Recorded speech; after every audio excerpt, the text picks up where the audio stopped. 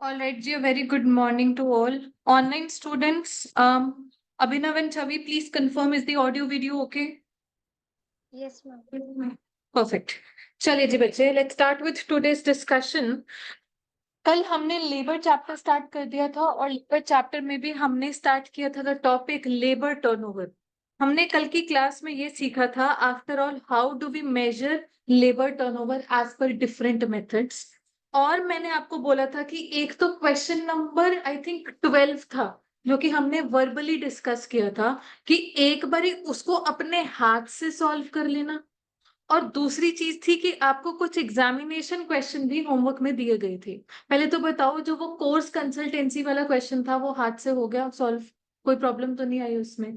और अगर मैं एग्जामिनेशन क्वेश्चन की बात करूं, just give me a moment, मैं आपके सामने उसका सोल्यूशन रखना चाहूंगी and later on you can remind me as well कि मैम ये सॉल्यूशंस हमारे साथ पीडीएफ शेयर कर दें.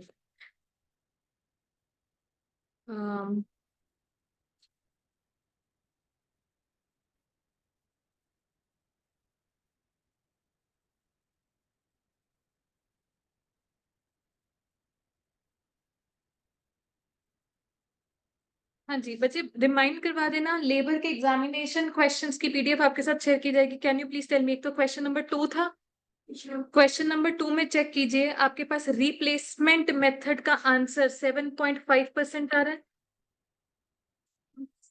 सेपरेशन मेथड का आंसर 10% आ रहा है. और फ्लक्स मेथड का आंसर 40% आ रहा है. ठीक है. और इन्हीं के इक्विवेलेंट एम्प्लॉय टर्नओवर रेट, अगर हम बात करें रिप्लेसमेंट मेथड की तो 88.31 डेज के हिसाब से काम करेंगे. ये क्वेश्चन में हमारे पास जो इंफॉर्मेशन थी वो थी इंफॉर्मेशन दिसंबर महीने की. तो दिसंबर में 31 डेज होते हैं जी, तो 31 डेज के हिसाब से हमने कैलकुलेट कर लिया. सेपरेशन मेथड में आ रहा है 117.74% और हमारे पास फ्लक्स मेथड में आ रहा है 470.97%. ठीक हो गया जी? राइट. ओके. और कौन सा क्वेश्चन था होमवर्क में? एट्थ. एट्थ. हाँ जी. यहां पर हमारे पास सेपरेशन मेथड का आंसर देखिए 5% आ रहा है और फ्लक्स मेथड का आंसर 15%. चेक कीजिए. ठीक. एम्प्लॉय टर्नओवर रेट देखिएगा, आईसीआई ने यहाँ पर अलग अलग तरीके दिए हैं. अगर इस क्वेश्चन की हम बात करें, what is the duration, duration इन्होंने हमें बताया कि वैसे तो organisation was newly set up on 31 March, but organisation set कब हुई थी? 31 जनवरी को हुई थी. ये 31 जनवरी को इंक्लूड करते हुए टिल 31 मार्च हमारे पास डेज कितने बने? इंक्लूड कर लो, क्योंकि उस दिन सेटअप थी. वर्कर्स एट द बिगिनिंग उस दिन भी थे हमारे पास. उस दिन को अच्छा 1 फरवरी से शुरू किया. इफ आई टेक जनवरी का भी वो एक दिन, इफ आई टेक हमारे पास फेब्रुवरी के 28 डेज एंड मार्च के 31 डेज, टोटल कितने डेज हो गए जी? 60. आपने 59 डेज लिए. 60 होना चाहिए क्योंकि जो जिस दिन ये सेटअप हुई है उस दिन को भी आप इंक्लूड करेंगे. उस दिन भी तो ऑर्गेनाइजेशन एक्जिस्टेंस में आ गई थी. राइट. तो अल्टीमेटली यहाँ पर देखिए, इन्होंने एक बार तो काम किया हुआ है like this. 5 divided by 60 days लेने हैं into 365, because when question is silent we take 365. But ICI ने इस पर्टिकुलर अटेम्प्ट में सजेस्टेड आंसर में क्या किया, कह रहे हैं या 360 भी ले सकते हैं जी ना. हमको तो एक ही आंसर देना होता है, हम थोड़ी ना कष्ट करते हैं बार बार और वगैरह बताने का. तो हम तो बाय डिफॉल्ट 365 लेंगे. हाँ, उन्होंने एक जगह जाकर ये भी बोल दिया organisation was existing for just 2 months, तो मंथली के हिसाब से डिवाइडेड बाय 2 into 12. अगेन मैं इस चीज को इतना रिकमेंड नहीं करूंगी. गो बाय डेज. जहां पर क्लैरिटी नहीं होती है ड्यूरेशन की, हम इस तरीके से काम कर सकते हैं, मंथली काम, अदरवाइज डे वाला काम ही आपको करना. ठीक है जी. फ्लक्स मेथड में सिमिलरली आपके पास आंसर आ जाना चाहिए 91.25%. ठीक. अच्छा, मूविंग ऑन. और कौन सा क्वेश्चन था आपके पास? 10th. 10th में आपके पास एवरेज नंबर ऑफ वर्कर्स 900 आ रहा है जी. वर्कर्स लेफ्ट एंड डिस्चार्ज यानी कि number of separation is coming to be 45. Workers recruited and join, जिसको हम नंबर ऑफ एक्सेशंस बोलते हैं, that is coming to be 99. 99। And then equivalent employ turnover rate, क्या इस क्वेश्चन में हमको क्लैरिटी है ऑफ विच क्वार्टर? हाँ जी 31 मार्च। तो अगेन डेज वाला काम लेना चाहिए था डिवाइडेड बाय 90 करके, बट यहाँ पर आईसीआई देखो क्या ले गया है, वो क्वार्टर्स के हिसाब से इंटू 4 इंटू 4 इंटू 4। तो ये लोग खुद ही नहीं फिक्स है एक जगह पर।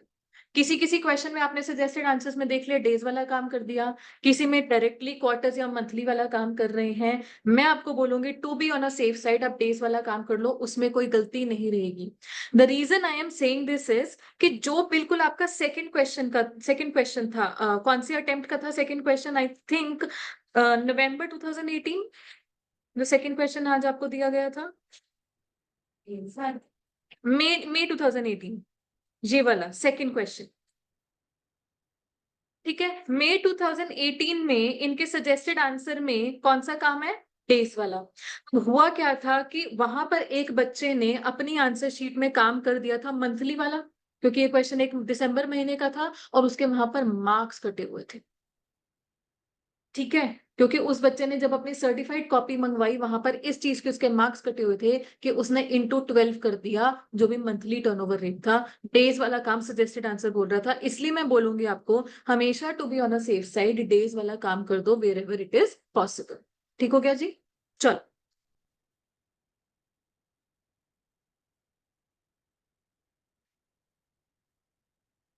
ऑनलाइन स्टूडेंट्स बच्चे आपको होमवर्क में कोई डाउट है तो बता सकते हैं before I proceed ahead with the chapter.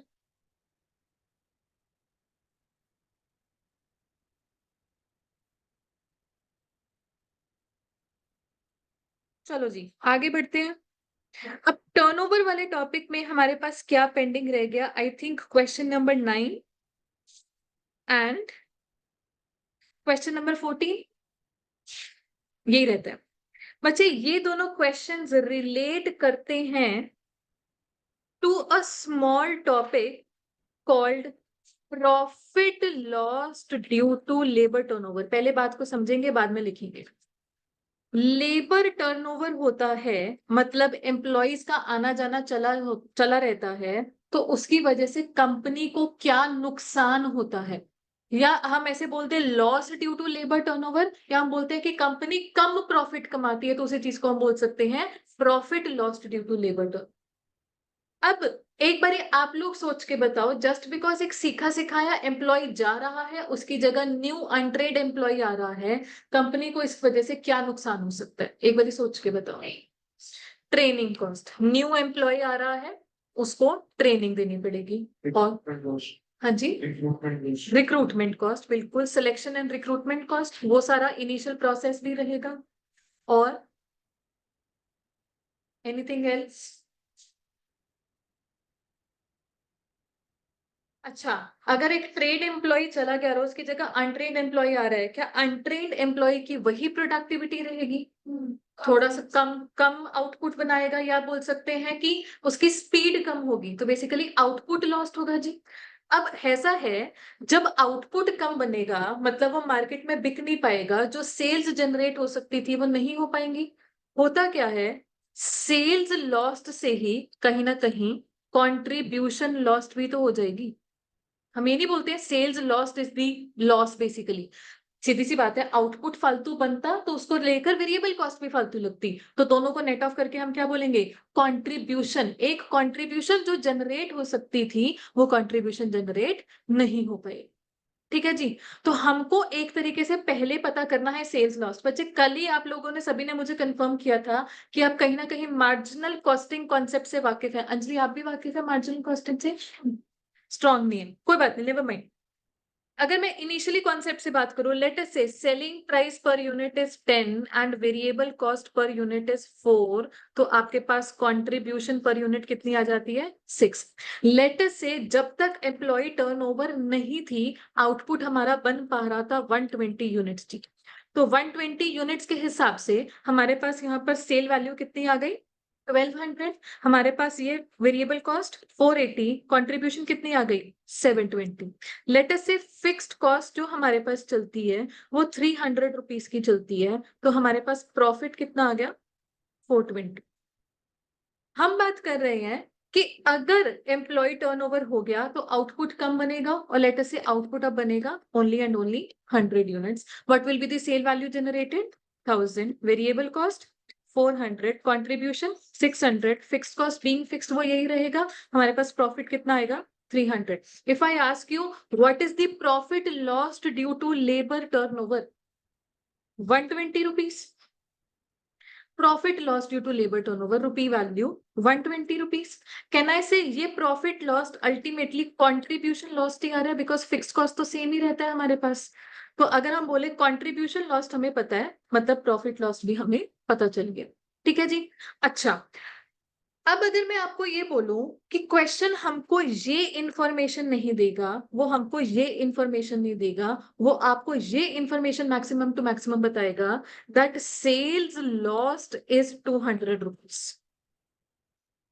और वो आपको बताएगा पीवी रेशो. अंजलि आप वाकिफ है पीवी रेशो क्या होता है? हमारे पास पीवी रेशो क्या होता है? Contribution divided by sales into 100.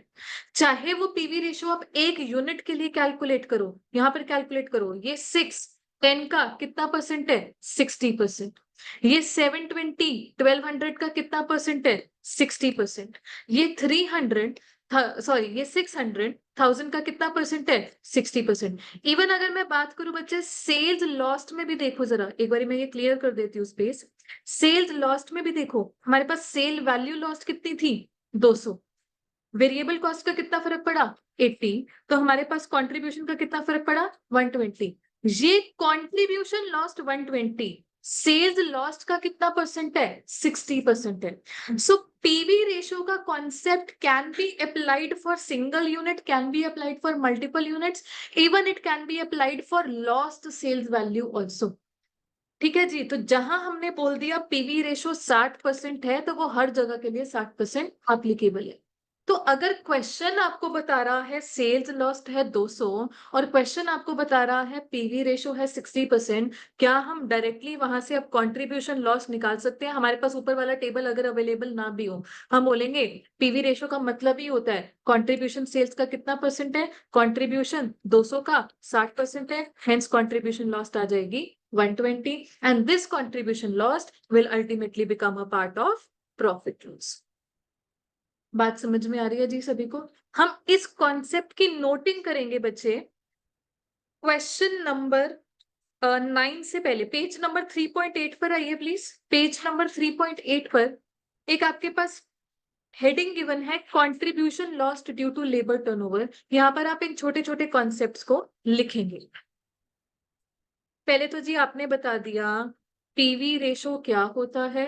It is contribution upon sales into 100.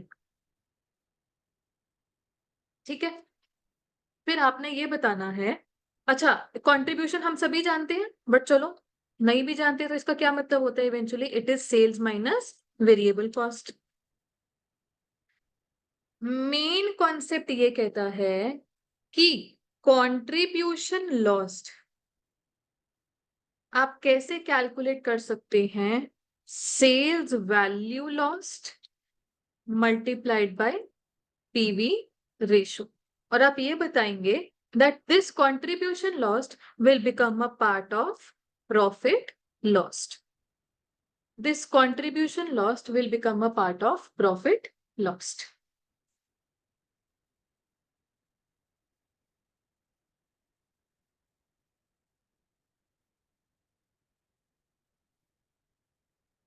ठीक है जी. All right. तो अब हमारे सामने दो क्वेश्चंस आएंगे, दोनों आपसे पूछेंगे what is the profit loss due to labour turnover. आइए जी आइए उन क्वेश्चंस पर आ जाते हैं, starting with question number 9.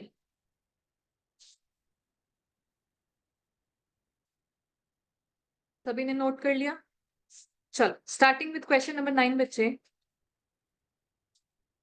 Management of BR Limited are worried about their increasing labor turnover in the factory, and before analyzing the causes and taking remedial steps, they want to have an idea of the profit forgone as a result of labor turnover in the last year. पिछले साल labor turnover की वजह से profit कितना lost हो गया ये पता करना है.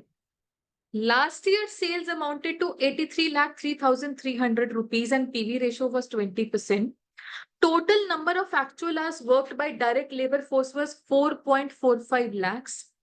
Actual direct labor hours included 30,000 hours attributable to training new recruits, out of which half of the hours were unproductive. And as a result of delay by personnel department in filling vacancies due to labor turnover, 1 lakh potentially productive hours were lost. बच्चे ये पूरे paragraph पर मैं फिर से दोबारा से आऊंगी, फिलहाल आगे बढ़ते हैं। Cost incurred consequent on labor turnover revealed on analysis the following. Labor turnover की वजह से ये 4 खर्चे हुए थे। Settlement cost due to leaving, ये क्या खर्चा होता है कि जब एक एम्प्लॉय छोड़कर जा रहा होता है तो कई बार मामले को रफा दफा करने के लिए उसको कई बार फालतू पेमेंट भी करनी पड़ जाती है कि चलो जा रहा है तो जा, बात खत्म कर। ठीक है, तो सेटलमेंट कॉस्ट। रिक्रूटमेंट कॉस्ट हमें पता है सिलेक्शन वगैरह से रिलेटेड कॉस्ट है, selection cost and then training cost. ये सभी खर्चे लेबर टर्नओवर की वजह से ही हुए हैं। अगर in the first place labour turnover ना होती तो ये 4 खर्चे भी ना होते। तो कहीं ना कहीं जहां हम बात करेंगे प्रॉफिट लॉस की, ये 4 खर्चे उस प्रॉफिट लॉस का हिस्सा बन जाएंगे डायरेक्टली। ठीक, assuming that potential production lost as a consequence of labor turnover could have been sold at prevailing prices, find the profit foregone last year on account of labor turnover। बच्चे ये वाला phrase भी अभी मेरे and से pending है, इसका meaning भी मैं आपको समझाऊंगी। फिलहाल इस पैराग्राफ पर आते हैं। देखिएगा, कह रहे हैं लास्ट ईयर की सेल्स थी ये rupee value, last year PV ratio थी 20% और last year total actual hours से हमारे पास 4.45 लाख। बट अगले सेंटेंस में क्या बोल दिया, इस 4.45 लाख में 30 आवर्स वो भी इंक्लूडेड थे जिसमें से हाफ तो अनप्रोडक्टिव थे। मैं चाहती हूं bye the way of working note हम इन अनप्रोडक्टिव आवर्स को थोड़ा सा साइड में करें। देखिएगा, मेरे साथ साथ ये क्वेश्चन स्टार्ट करेंगे। This is question number 9। Question number 9, working note number 1। Working note number 1 लिखिएगा, unproductive hours, unproductive hours in training period, unproductive hours in training period. जी कितने हमारे पास अनप्रोडक्टिव आवर्स, 30,000 का तो टोटल ट्रेनिंग पीरियड था जिसमें से हाफ अनप्रोडक्टिव था, तो हमारे पास 15,000 आवर्स हो गए। जब हमने अनप्रोडक्टिव आवर्स को साइड कर दिया तो हमने बोल दिया actual productive hours last year, actual productive hours last year true sense में कितने घंटे काम हुआ। 4,45,000 में से 15,000 साइड कर दो, आपके पास कितना बचा, 4,30,000 आवर्स। एक तो थी ये बात, अब ये हम क्यों कैलकुलेट कर रहे हैं अभी हम समझा देते हैं। एक और चीज कैलकुलेट करना बच्चे, वर्किंग नोट नंबर 2 में एक आपके पास उस पैराग्राफ में लास्ट लाइन दी हुई थी that due to labour turnover potential productive hours were lost. कितने, 1 लाख। ये लाइन मिल गई सबको। इसका क्या मतलब है, पोटेंशियल प्रोडक्टिव आवर्स मतलब अगर लेबर टर्नओवर ना होती तो बेसिकली लोग रहते, ये तो क्या था, डिले इन फिलिंग वैकेंसीज थी, इसकी वजह से आवर्स लॉस्ट हो गए। लेबर टर्नओवर ना होती तो vacancy in the first place create ना होती, मतलब काम करने वाला वर्कर होता और 1 लाख घंटों की प्रोडक्टिविटी और निकल आती। वो 1 लाख घंटों में पोटेंशियल था प्रोडक्टिव होने का, जस्ट बिकॉज लेबर टर्नओवर हो गई वो 1 लाख घंटों का भी नुकसान हो गया। तो हमने यहां पर लिखा hours lost due to labour turnover, due to delay in filling vacancies.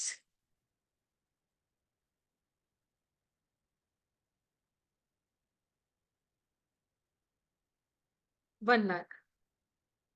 अब हम इसके बाद बताएंगे कि आफ्टर ऑल लेबर टर्नओवर की वजह से टोटल आवर्स लॉस्ट कितने हैं। Total hours lost due to labour turnover. ध्यान से देखिए, एक तो ऊपर 15,000 घंटे अनप्रोडक्टिव निकल गए ट्रेनिंग पीरियड के। अगर लेबर टर्नओवर ना होती वो 15,000 घंटों में भी काम होना था। तो एक तो वो और एक ये 1 लाख। तो टोटल हमारे पास hours lost due to labour turnover आ गए 1,15,000। यहां तक पहुंच गए सभी लोग। अब देखिएगा वर्किंग नोट नंबर 3। हम पता करेंगे sale value lost due to labour turnover. Sales value lost due to labour turnover. हाँ जी, एक बारी जरा ध्यान से देखो, पिछले साल सेल वैल्यू कमाई कितनी थी, आई कितनी थी, 83,03,300। जब पिछले साल काम हुआ था ट्रू सेंस में 4,30,000 आवर्स के लिए, 4,30,000 आवर्स आपने अभी अभी वर्किंग नोट नंबर 1 में निकाले हैं जी। के तो एक तरीके से ये फ्रैक्शन से निकल कर आता है कि 1 घंटा काम हो तो कितने की सेल वैल्यू जनरेट हो जाती है जी। ये जो भी आ रहा है इसको मल्टीप्लाई करोगे आवर्स लॉस से, कि अगर आवर्स लॉस्ट 1,15,000 घंटे भी काम होता तो और कितनी सेल वैल्यू हाथ में आ जाती। हमने प्रोपोर्शनेटली पता कर दी। इसे रिपीट करें, देखिएगा पिछले साल, पहले तो आप ये देखो एक्चुअल वर्किंग आवर्स या प्रोडक्टिव आवर्स इसे आप बोलेंगे, और इसे आप बोलेंगे एक्चुअल सेल्स। प्रोडक्टिव आवर्स बोल दो। पिछले साल प्रोडक्शन हुई थी 4,30,000 घंटों के लिए, तो सेल वैल्यू हाथ में आई थी 83,03,300। मैं अगर आपसे पूछूं 1 घंटा काम करने पर कितनी सेल वैल्यू हाथ में आई थी, बताना तो।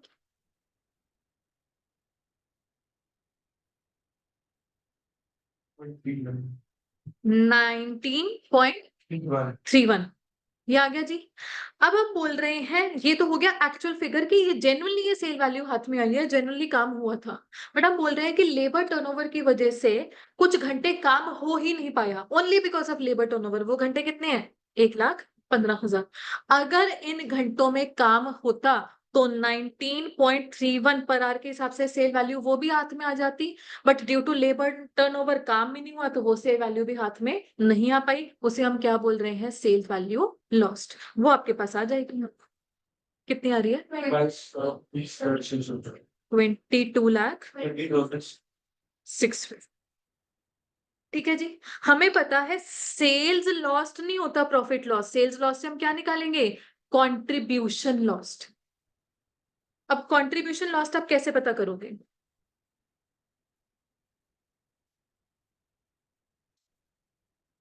बिल्कुल sales lost into PV ratio.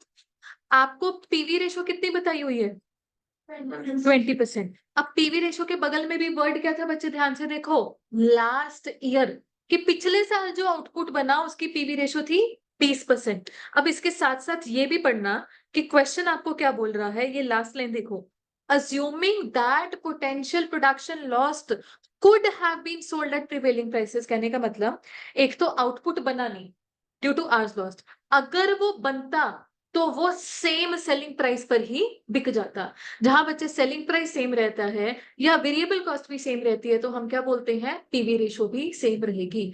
As long as selling price per unit and variable cost per unit remain same, PV ratio remain same. तो बेसिकली क्वेश्चन ये कह रहा है अगर एक्चुअल आउटपुट के लिए भी आपने 20% पीवी रेशो अप्लाई की है तो लॉस्ट आउटपुट के लिए भी पीवी रेशो 20% ही एप्लीकेबल।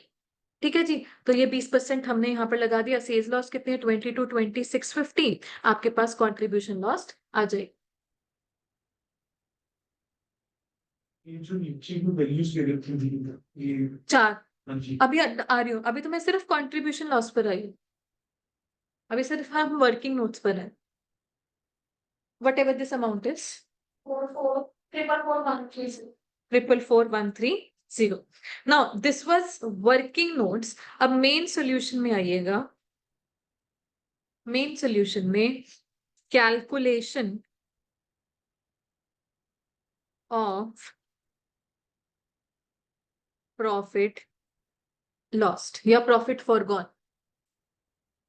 एक हम स्टेटमेंट बना रहे हैं इसमें, जिसमें सबसे पहले तो आपने कंट्रीब्यूशन लॉस लिख दी फ्रॉम वर्किंग नोट नंबर 3, 4,4,4,130, और इसके बाद वो चारों खर्चे लिख दिए वो चारों खर्चे लिख के ये सब ऐड करके आपके पास आ जाएगा total profit lost. Calculation complete कर लीजिए।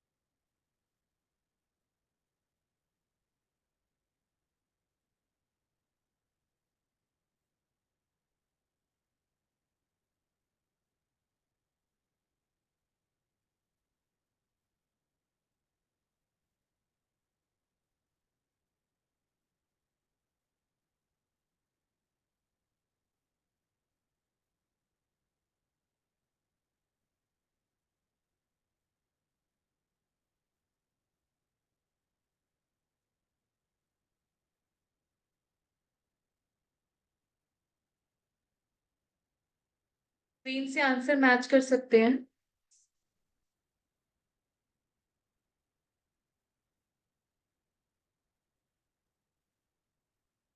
557930।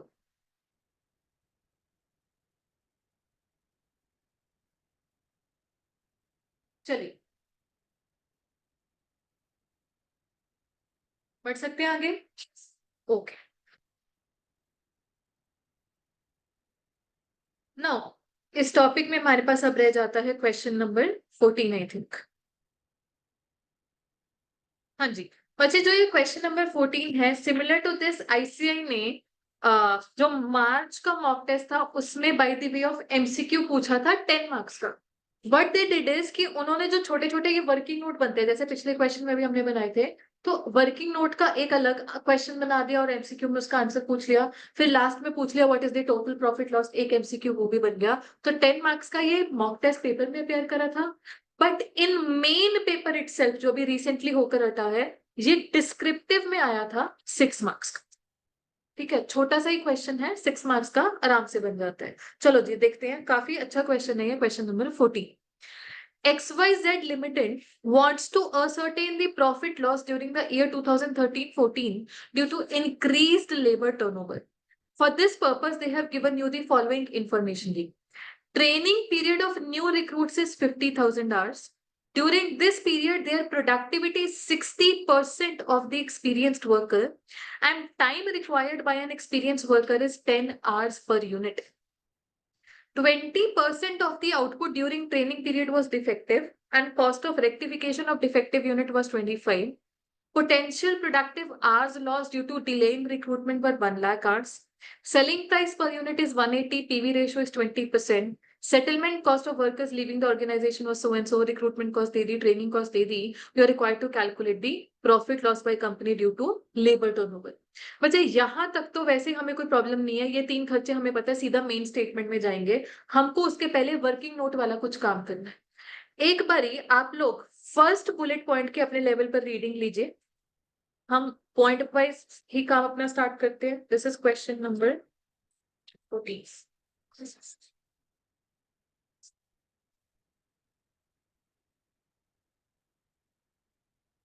हाँ जी, सभी ने फर्स्ट पॉइंट पढ़ लिया। देखिए कह रहे हैं कि नए लोगों का ट्रेनिंग पीरियड था 50,000 घंटे। इस दौरान उनकी productivity as compared to experience worker 60% थी। और वैसे कह रही हैं कि अगर एक एक्सपीरियंस वर्कर काम करे तो वो एक यूनिट के लिए कितना टाइम मांगता है, 10 घंटे।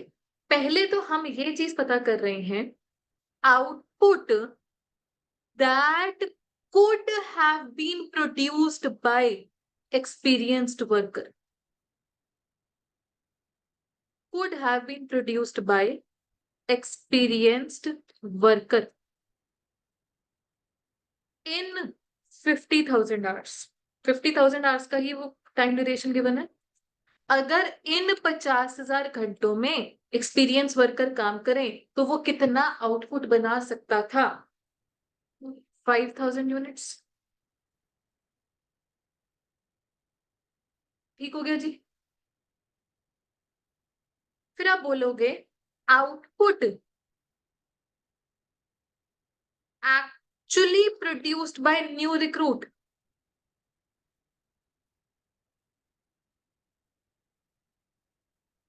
in 50,000 hours। असली में तो काम करने वाला नया वर्कर है जी, और नए वर्कर की productivity as compared to experience 60% है, मतलब नया वर्कर बना पाएगा 3,000 यूनिट्स। बताओ जी, पहले तो ये दोनों चीजें आपको समझ में आई। हमने क्या बोला, आउटपुट क्या बन सकता था वर्सेस असली में क्या बना। यहां से आप पता करोगे आउटपुट लॉस्ट। आउटपुट लॉस्ट कितना आ गया आपके पास, 5,000 माइनस 3,000 करके 2,000 यूनिट्स। ठीक हो गया जी। अच्छा, आउटपुट लॉस्ट होने का एक तो ये कारण था कि वर्कर काम तो कर रहा है बट उसके काम करने की स्पीड थोड़ी सी स्लो है, काम क्योंकि वो सीख रहा है। एक और रीजन की वजह से आउटपुट लॉस्ट हुआ इस क्वेश्चन में, ढूंढना जरा वो रीजन। क्या आउटपुट बन सकता था, नहीं बन पाएगा।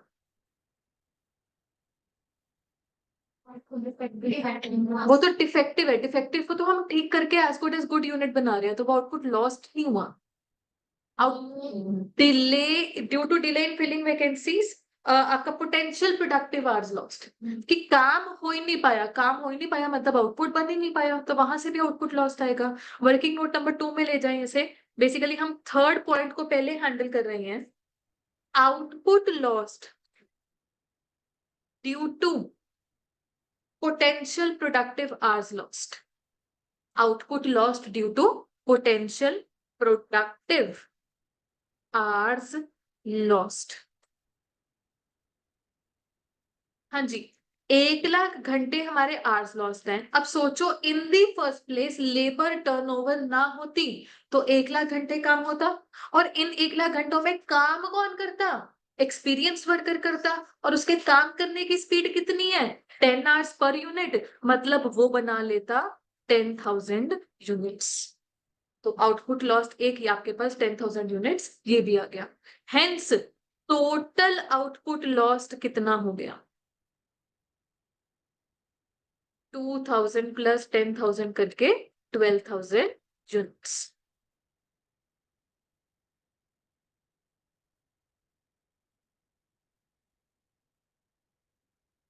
ठीक हो गया जी। अब बच्चे हमने क्या करना है, इसी वर्किंग नोट में ही देखो आउटपुट लॉस्ट आ गया, और आपके पास सेलिंग प्राइस पर यूनिट भी अवेलेबल है पॉइंट नंबर 4 में। तो आपके पास आ जाएगी सेल वैल्यू लॉस्ट। 12,000 यूनिट्स का नुकसान हुआ, एक यूनिट बिकता तो 180 में बिकता, हमारे पास सेल्स वैल्यू लॉस्ट आ गई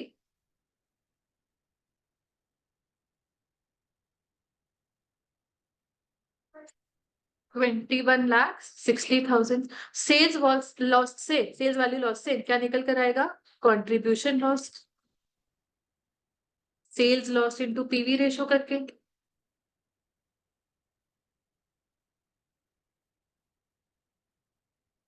पीवी रेशो कितनी है, 20%। 4,30,000, 32,000, 4,32,000 जी।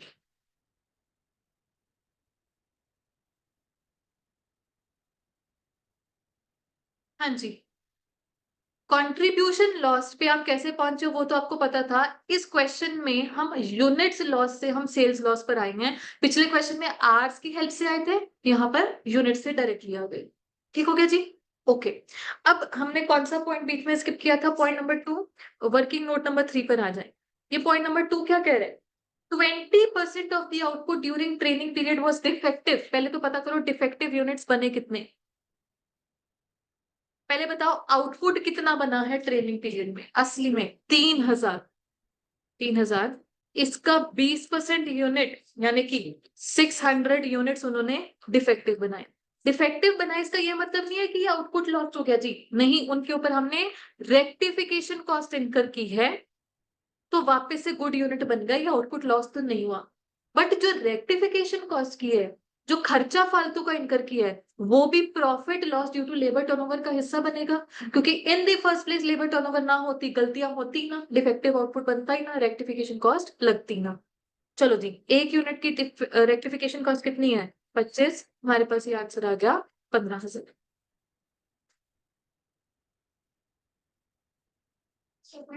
अब स्टेटमेंट बनानी है। स्टेटमेंट में देखो हमारे पास एक तो कंट्रीब्यूशन लॉस आ जाएगी, एक रेक्टिफिकेशन कॉस्ट आ जाएगी, और उसके अलावा वो जो 3 खर्चे गिवन है वो आ जाएंगे। Please calculate profit lost. Final figure मुझे बता दीजिए प्रॉफिट लॉस्ट की क्या क्या आ रही है।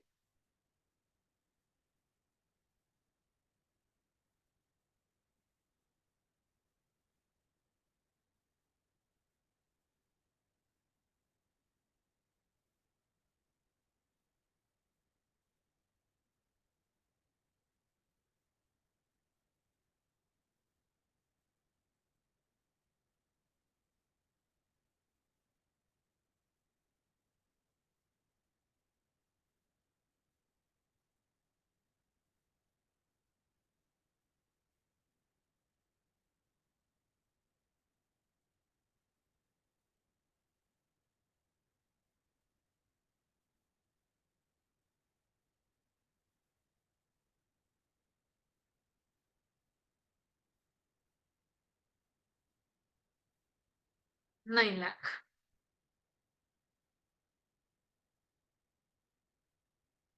आपके पास फाइनल प्रॉफिट लॉस की फिगर आ रही है 9 lakh.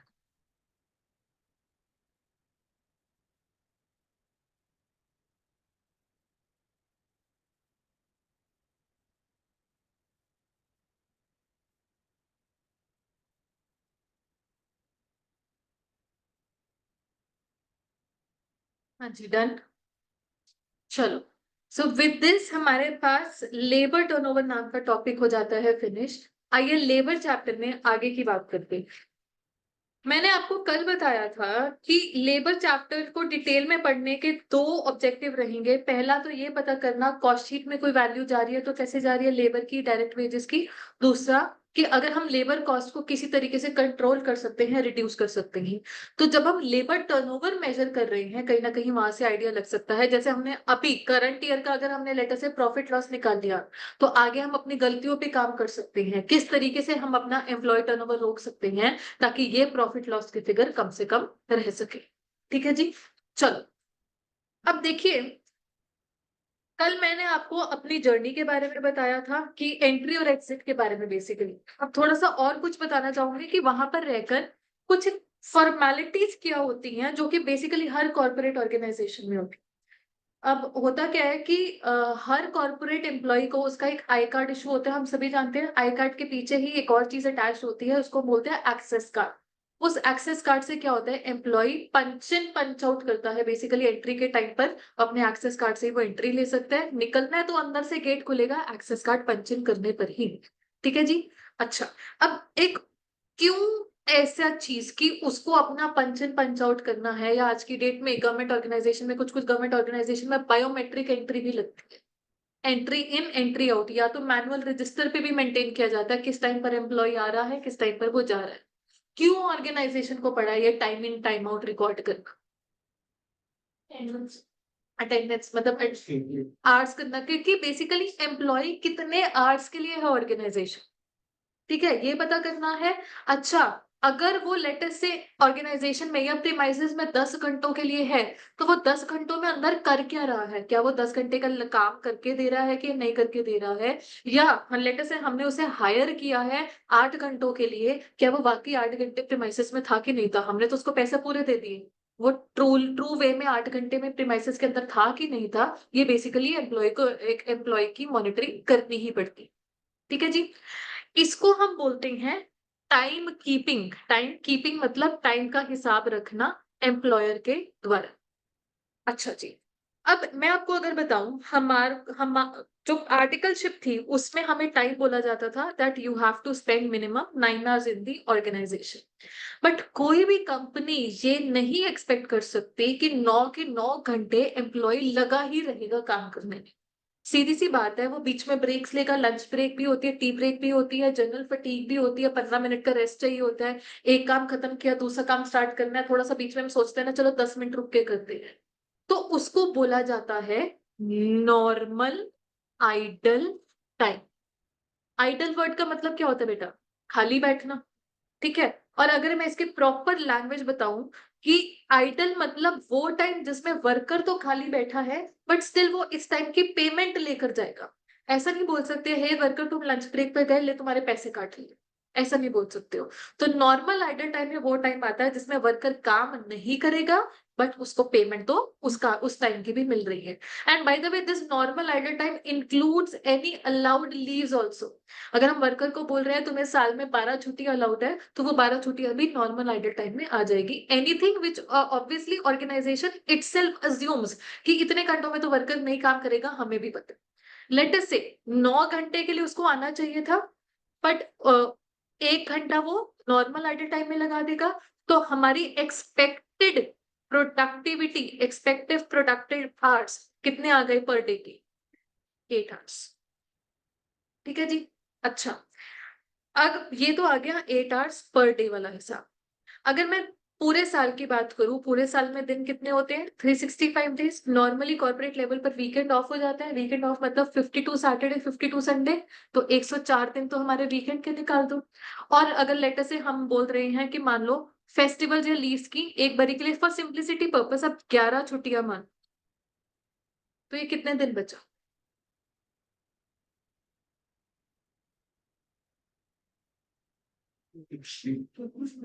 To fifty are 250 are. तो मतलब ऑर्गेनाइजेशन अगर किसी को हायर कर रही है तो पूरे साल में कितने आवर्स की प्रोडक्टिविटी मान के चल रही है? 250 इंटू 8 कितने आवर्स हो गए? 2000 hours for the whole year. ठीक है जी। अच्छा, अब ये क्यों ऑर्गेनाइजेशन कैलकुलेट कर रही है, जरा बात को समझना। जब आप लोग भी कभी बिग फोर्स वगैरह में जाओगे या क्वालिफाई करने के बाद भी कहीं पे भी जॉब करोगे ना, आपसे हमेशा बोला जाएगा अपनी टाइम शीट भर दो। टाइम शीट क्या होता है कि आपने उस हफ्ते में कौन से क्लाइंट के किस काम पर कितने घंटे लगाए, आपको प्रॉपर हिसाब देना पड़ता है। हम काम कर रहे हैं तो आखिर किस टास्क के लिए हम अपने ये घंटे स्पेंड कर रहे हैं, आपको ये रिकॉर्ड मेंटेन करना पड़ता है। अगर मैं consultancy, normal consultancy, chartered accountant consultancy की बात करूं तो हमारे पास अलग अलग काम होते हैं जी। किसी की हमको आईटीआर फाइल करनी है, किसी का कोई स्टार्ट ऑडिट भी है, या लेटर से किसी का कोई इंटरनल ऑडिट भी हो गया जी, किसी के कोई जीएसटी फाइलिंग है, किसी की टीडीएस फाइलिंग है, वगैरह वगैरह, ना जाने कितने ही काम होते हैं। तो इवन पीडब्ल्यूसी में जब हम आर्टिकल्स थे हमको बताना पड़ता था हम कौन से क्लाइंट का कौन सा काम कर रहे हैं, किस दिन किया, कितने घंटों के लिए किया, ये सब काम हमें करके बताना होता था। ठीक है जी। इसको हम बोलते थे टाइम शीट हम भर रहे हैं। एवरी फ्राइडे हमको एचआर से फोन आ जाता था कि तुम भर के ही जाओगे ऑफिस से, तुमने बताना ही बताना है। ये बहुत ज्यादा इंसिस्ट करते थे इस चीज को लेकर। अच्छा, एक बार की बात है, एक फ्राइडे था, मैंने अपने सीनियर को देखा जो मेरे साथ काम करती थी, उनका नाम था सोनल। तो मैंने सोनल को देखा कि वो अपनी टाइम शीट खोलकर बैठी हुई है, वो क्वालिफाइड चार्टर्ड अकाउंटेंट थी जी। तो वो भी अपनी टाइम शीट खोलकर बैठी हुई है, बस घूर रही है, वो फिल इन नहीं कर रही है, बस उसको देखी जा रही है। तो मैंने कहा सोनल इस हफ्ते मैंने आपके साथ ही सारा काम किया है तो मुझे याद है कि कौन से क्लाइंट पे हमने कितना टाइम लगाया है, चलो मैं आपको बता देती हूँ। कहती नहीं नहीं यार, हमें ना सोचना पड़ता है, जितना हम असली काम करते हैं उतना हम टाइम शीट में भर नहीं सकते हैं, सोचना पड़ता है, कॉस्टिंग पे इफेक्ट जाता है। तो मेरे को उस टाइम पे समझ में नहीं आया कॉस्टिंग पर क्या इफेक्ट जाता है, मैंने सोचा चलो बाद में पूछूंगी, अभी के लिए मैंने उसे बोल दिया। मैंने कहा सोनल मैंने वैसे ना अभी अपने इस हफ्ते की भरी नहीं है, मुझे आप बता दो मैंने कितना भरना है, कहीं मेरी वजह से कॉस्टिंग पर कोई इफेक्ट ना चला जाए। तो वो गर्दन उठाकर बोलती है अरे तुम आर्टिकल लोग हो यार, तुम सस्ते लोग हो, चल निकलते रहो कोई फर्क नहीं पड़ता। तो बड़ी बेइज्जती सी फील हुई यार, सस्ते लोग कह के ऐसे दफा कर दिया। मैंने कहा चल अच्छा फ्राइडे है, क्या मूड खराब करना है, अपना वीकेंड एंजॉय करते हैं, मंडे को डिटेल में बात करूंगी कि क्या था ये। तो बहुत बाद में समझ में आया कि कॉस्टिंग पर क्या फर्क जाता है। इमेजिन कीजिए Sonal who is a qualified chartered accountant, वो कम से कम महीने का 60,000 कमा रही है, उसको 60,000 उसकी सैलरी है, कॉस्ट टू कंपनी पूरे साल की कितनी हो गई? 7,20,000। 7,20,000 और कंपनी मानकर चल रही है सोनल काम कितना करेगी पूरे साल में? 2,000 घंटे। तो कंपनी सोनल का 1 घंटे का क्या रेट मान के चलती है, बताना जरा। 60,000 into 12 divided by 2000, 360 per hour. और मैं अगर अपनी बात करूं, मैं ठहरी आर्टिकल, मेरा स्टाइपेंड 6,000 था पहले साल, 1 महीने का। कितना आ गया? 36। ये औकात थी 1 घंटे का 36 रुपए।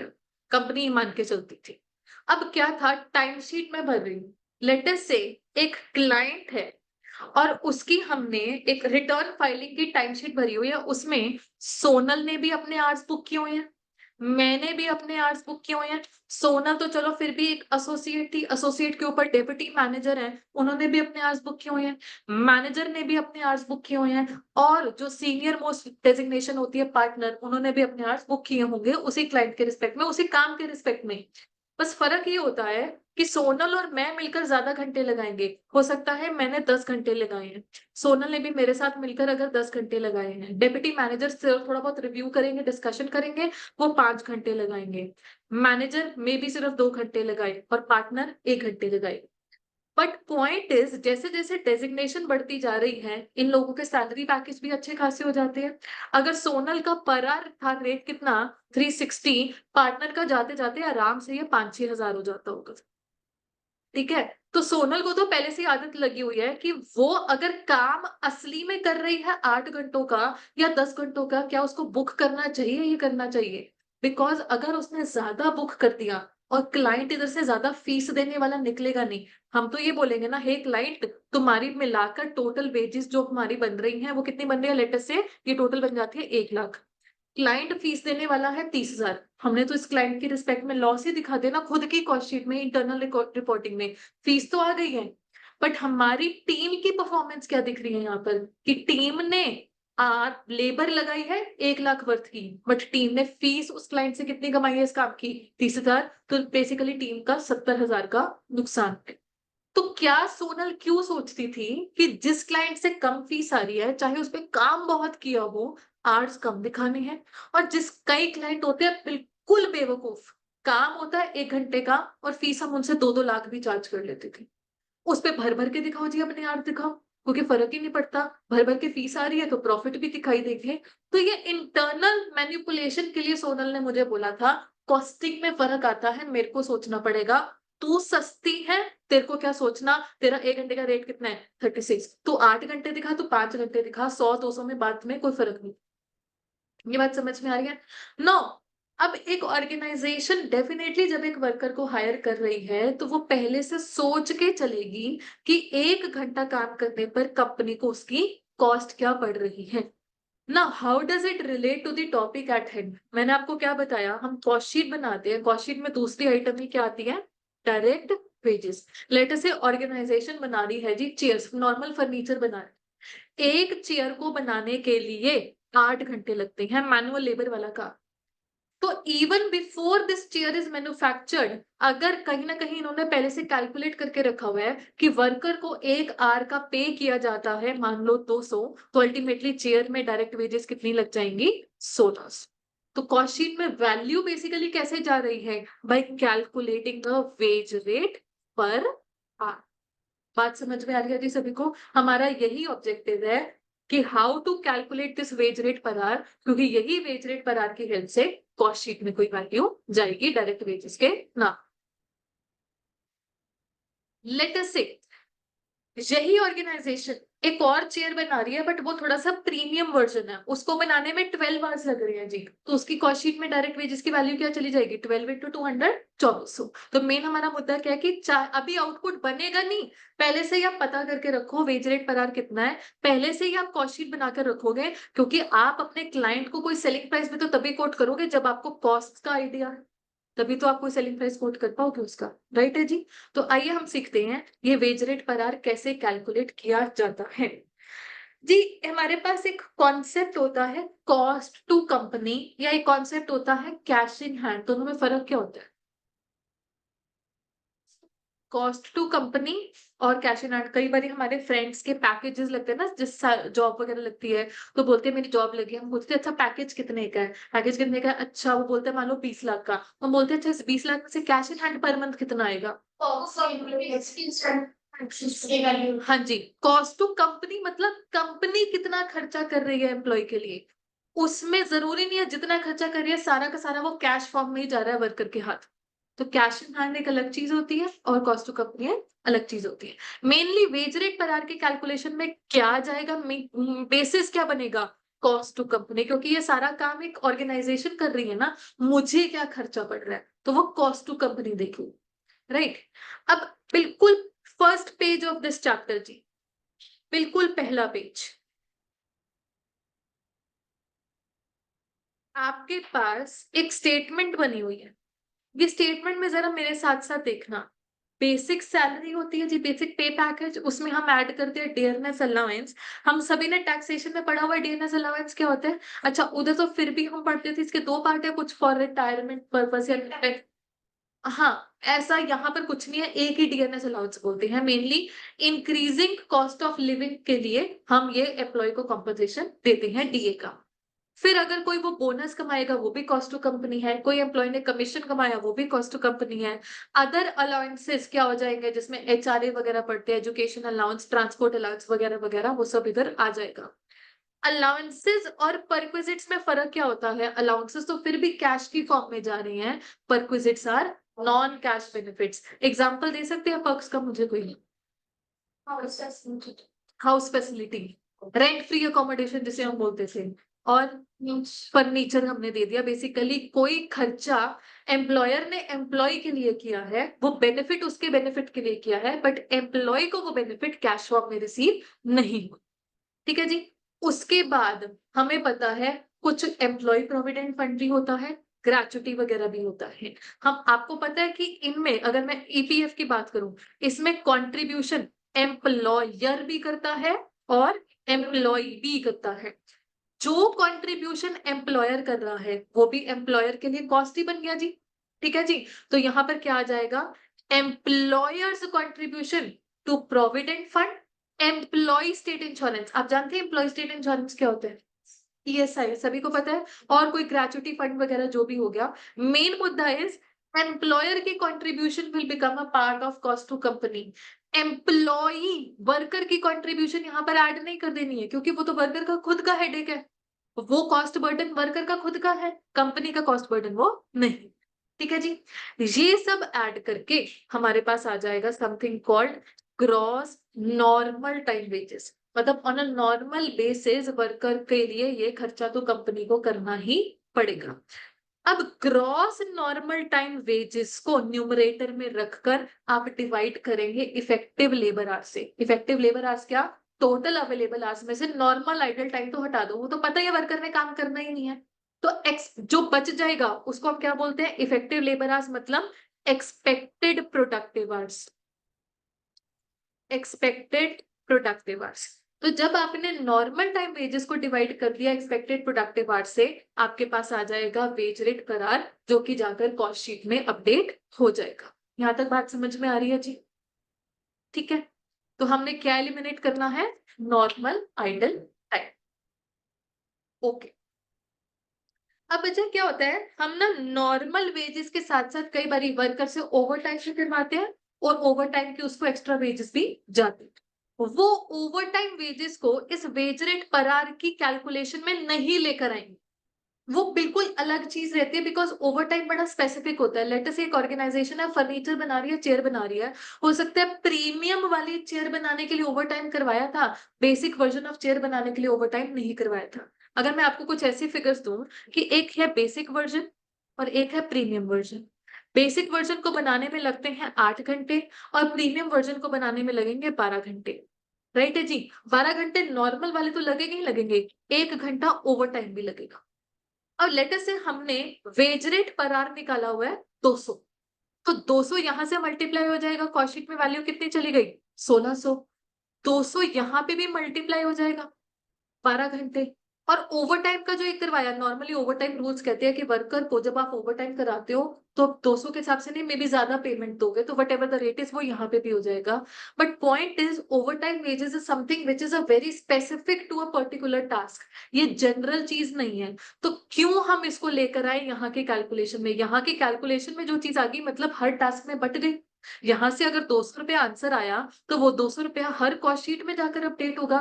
बट क्या ओवर टाइम हर कॉस्ट शीट के लिए एप्लीकेबल है? नो, वो किसी किसी टास्क के लिए एप्लीकेबल होगा, इसलिए ओवर टाइम को अलग रखा जाता है, उसको वेज रेट अपरार की कैलकुलेशन में आप नहीं लेकर आए। ये बात समझ में आ रही है जी? चलो, तो वैसे कहते हैं कि नॉर्मल टाइम वेजेस में ओवर टाइम वेजेस ऐड कर दो, हमारे पास आ जाता है ग्रॉस लेबर कॉस्ट। अच्छा, एक और चीज, अगर क्वेश्चन साइलेंट है वो ऐसे बोलता है bonus is paid as 2 month salary. ये क्वेश्चन ऐसे बोलता है आपका जो ईपीएफ वगैरह में कंट्रीब्यूशन जा रही है वो 12% जा रही है। 12% किसका क्वेश्चन साइलेंट है? तो हम मान के चलेंगे वो बेसिक सैलरी प्लस डीए का जो टोटल है उसके ऊपर वो परसेंटेजेस बेस्ड हो। ठीक, चलो जी। अब बच्चे आगे की बात है, बट वैसे मैंने आपको बता दिया, एक अगर होता है नॉर्मल आइडल टाइम, एग्जाम्पल है 12%, वो क्वेश्चन बता के चलेगा 12 या 8 है जो, ठीक है। अच्छा, मैंने आपको जैसे एग्जाम्पल बता रही थी, टोटल 9 आवर्स अगर हम स्पेंड करते हैं, इनमें से 1 आवर हो गया हमारा नॉर्मल आइडल टाइम। तो मतलब कंपनी एक्सपेक्ट क्या कर रही है? 8 घंटे काम करेंगे, ठीक है जी, और वो हमसे कॉस्ट शीट भी 8 घंटे की भरने को कहते। बट किसी पर्टिकुलर डे ऐसा हो गया, आ गया जी अर्थक्वेक। अर्थक्वेक की वजह से अब मेरा जो ऑफिस था वो था बिल्डिंग के 18वें फ्लोर पर, और अर्थक्वेक के टाइम पर लिफ्ट भी नहीं चलेंगी, और दिख रहा है कि लाइटें वगैरह सब हिल रहा है, सब कुछ घूम रहा है, तो नीचे भागना है। सीढ़ियां भागोगे, फिर वहां पे कुछ टाइम वेट भी करोगे, कई बार आफ्टर शॉक्स आफ्टर वेव्स भी आती हैं जी, और उसके बाद टाइम पास करते करते फिर 18वें फ्लोर पर आप चढ़ के जाओगे, क्योंकि लिफ्ट में तो फिर लाइनें ही लग गई हैं, पूरी बिल्डिंग ही है वो जो नीचे ही आ गई थी। तो इस चक्कर में बर्बाद हो गए 2 घंटे, वो 2 घंटे की टाइम शीट भरी नहीं जा सकी। तो उस पर्टिकुलर डे में असली मैंने काम किया था 6 घंटे। जो ये 2 घंटे काम नहीं हो पाया, अगेन वर्कर खाली बैठा है, और क्या इस बात की उसको कोई पेमेंट काटी जाएगी? नहीं काटी जाएगी। है तो ये भी आइडल टाइम नहीं, आइडल टाइम की डेफिनेशन को सेटिस्फाई कर रहा है, बट ये आइडल टाइम है अब normal. Anything which is above and beyond normal is called अब नॉर्मल। नॉर्मल मतलब आप मान के चलो कि ये तो अनअवॉइडेबल है, एक्सपेक्टेड है, होना ही है। जो कि अनएक्सपेक्टेड था वो हमारा अब नॉर्मल हो जाएगा जी। तो इस अब नॉर्मल आइडल टाइम की कॉस्टिंग क्या होती है वो भी हम बाद में सीखेंगे। बट अगर आप वर्ड कहीं पर पढ़ते हैं नॉर्मल आइडल टाइम, मान के चलो जहां नॉर्मल आइडल टाइम एक कॉन्सेप्ट एग्जिस्ट करता है, अब नॉर्मल आइडल टाइम भी एग्जिस्ट करता है। ठीक हो गया जी? इसके बारे में हम मे बी कल की क्लास में सीखेंगे। चलो, आज हम क्वेश्चन से शुरुआत करते हैं। मेन मुद्दा है calculation of wage rate per our. Question number हम पिक करेंगे, give me a moment, please.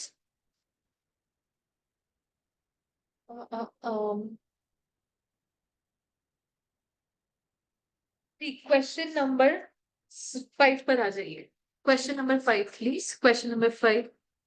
Online बच्चे बेदेवी हैं, अभिनव जागते रहे, सोना नहीं है।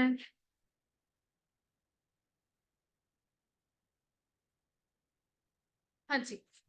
A worker is paid 10,000 per month and a dearness allowance of 2,000 per month.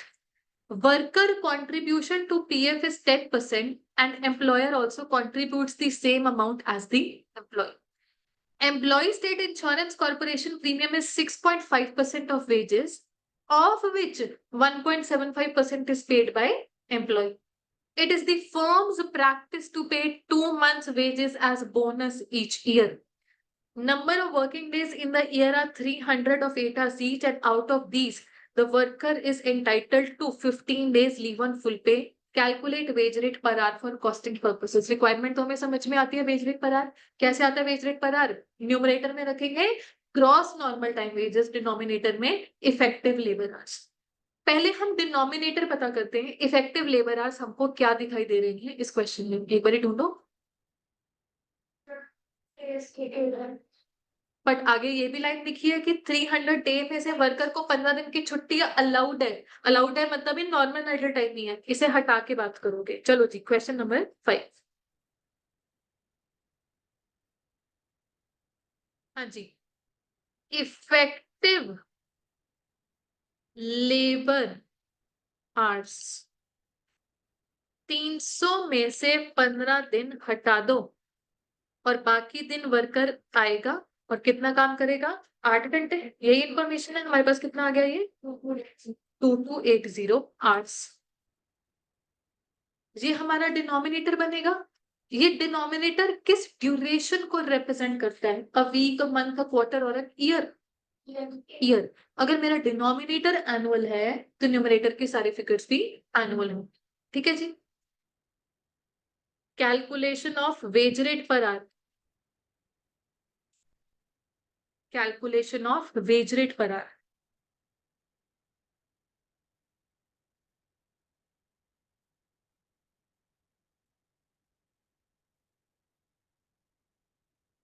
Particulars to P value. Annual values लेनी है, ध्यान रखना। सबसे पहले बेसिक सैलरी 10,000 पर मंथ थी, इंटू 12 करके आ गया 1,20,000। फिर dearness allowance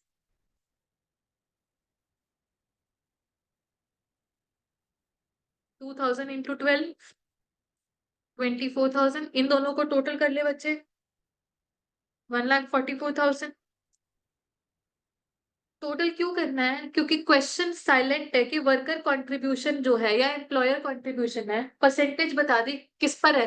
again basic salary plus DA, तो इस 1,44,000 पर हमें क्या चाहिए? एम्प्लॉयर, एम्प्लॉय नहीं, employer, employer's contribution to provident fund.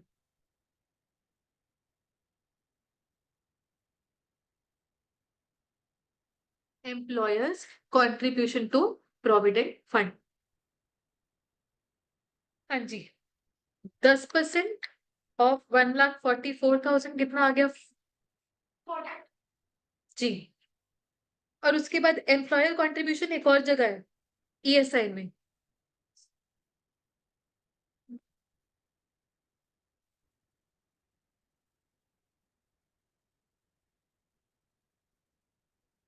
Employer's contribution to ESI.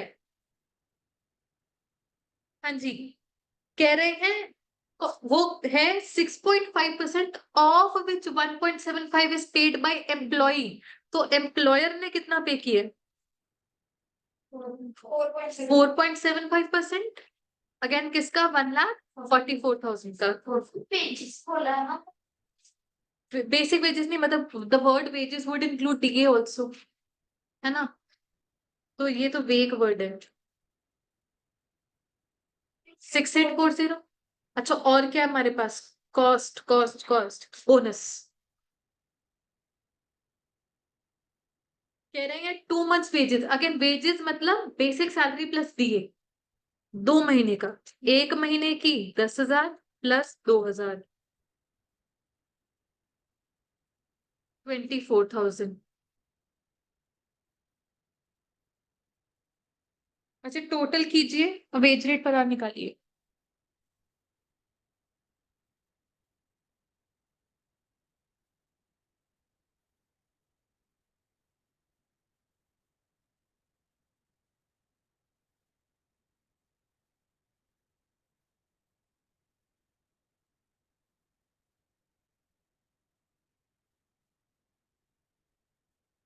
One 18,9,240। हाँ जी।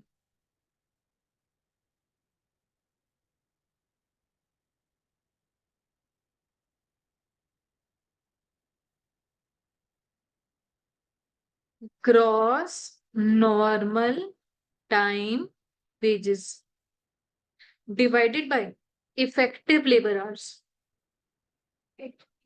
जी। इफेक्टिव लेबर आवर्स हमने ऊपर कैलकुलेट किया हुआ है 2280। Hence wage rate per hour जो कि क्वेश्चन की रिक्वायरमेंट है वो आ गया हमारे पास 83 रुपीस। करीब नहीं कुछ कैसे टोटल 1,44,000 प्लस 14,400 6,840 24,000 करके देखो एक बार।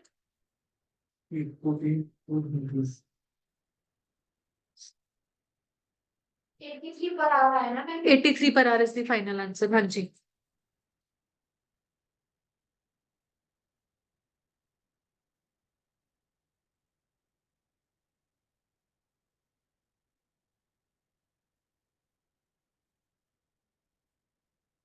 चलिए, सभी के पास आ गया 83। जिनके पास हो गया वो क्वेश्चन नंबर 1 अपने लेवल पर अभी ट्राई करके बताना प्लीज। बिल्कुल क्वेश्चन नंबर 1।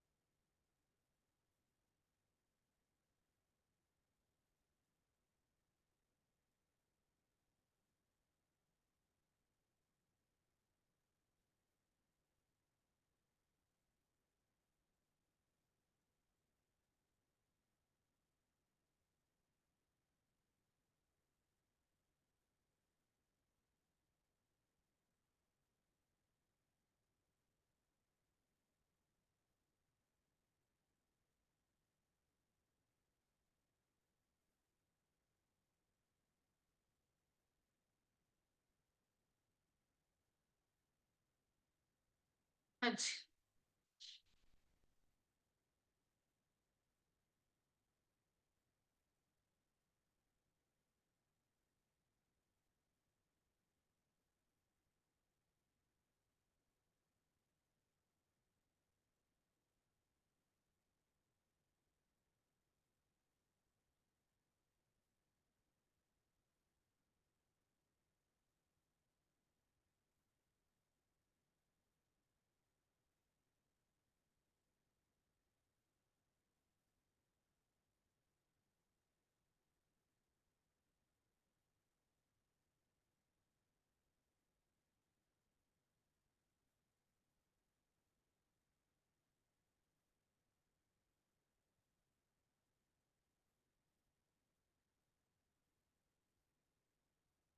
स्क्रीन पर आपके सामने आंसर है, मैच कर सकते हैं।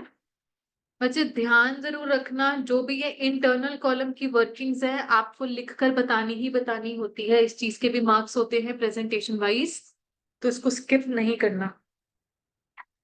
ठीक है जी, सभी के पास आ गया 108.6 answer. Abhinav and Vaidehi please confirm आपके पास भी आ गया आंसर ये।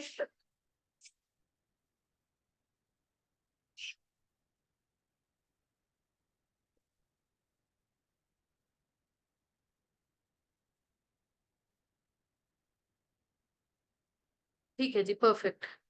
ऑल राइट, एक बार ये बेटा क्वेश्चन नंबर 6 की शक्ल देखना, क्या हो जाएगा ये होमवर्क में।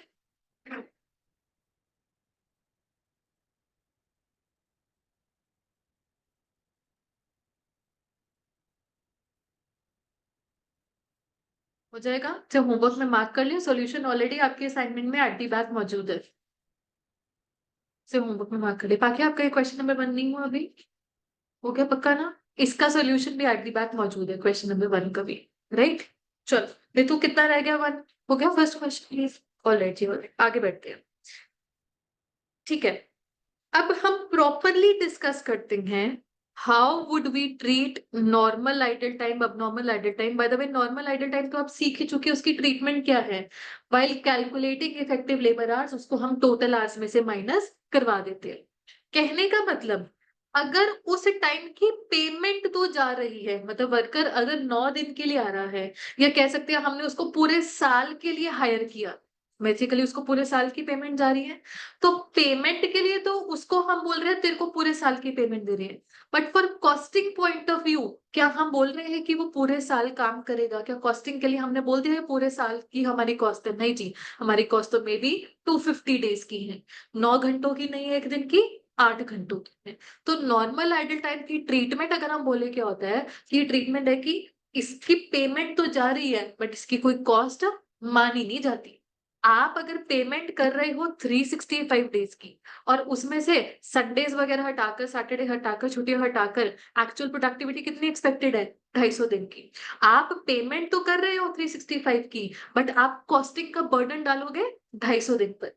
तो वो कितने 115 डेज, 115 डेज बेसिकली जिसमें पेमेंट तो जा रही है बट इनकी कोई कॉस्ट अपने आप में नहीं मानी जाती, वो कॉस्ट बर्डन भी 250 दिन को ट्रांसफर कर दिया जाता है। ये होती है नॉर्मल आइडल टाइम की ट्रीट। इसको और एक बेटर एग्जांपल के थ्रू समझते हैं। पेज नंबर 3.3 पर आपके पास बिल्कुल टॉप में एक ब्लैंक स्पेस होगी बच्चे, मिल गई सभी को? यहां पर मेरे साथ एक एग्जांपल लिखेंगे। पहले आप मुझे काम करने दें, फिर नोट करने का टाइम दिया जाएगा। Total hours paid for 1000 at ₹19 per our. तो ये टोटल पेमेंट जा रही है 19,000। अब नॉर्मल आइडल टाइम आ रहा है मेरे पास लेटस से 50 आवर्स का। तो 1000 में से 50 माइनस करना कितना बना?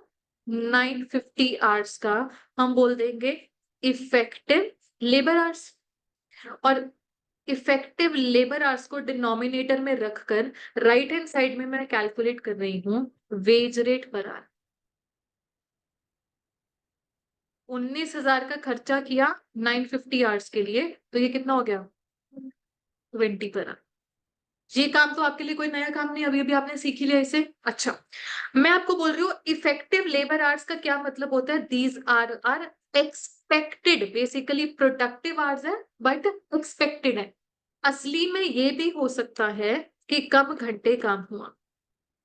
Actual hours, actual productive hours रहते हैं।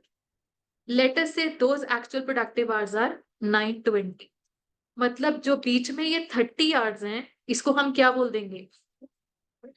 अब नॉर्मल आइडल टाइम। ठीक है, अब ट्रीटमेंट समझना जरा। इन 920 आवर्स की तो ट्रीटमेंट क्या होगी कि हमने वैसे तो 950 आवर्स के लिए वेज रेट पर आवर क्या माना हुआ है? 20। इधर भी 20 मानोगे, इधर भी 20 मानोगे, क्योंकि 950 के लिए माना हुआ है ना 20, तो उसके दोनों सब पार्ट के लिए भी 20 मानोगे। ये वैल्यू कितनी आ जाएगी? आई थिंक हमारे पास 18,400 और ये वैल्यू आ जाएगी 600।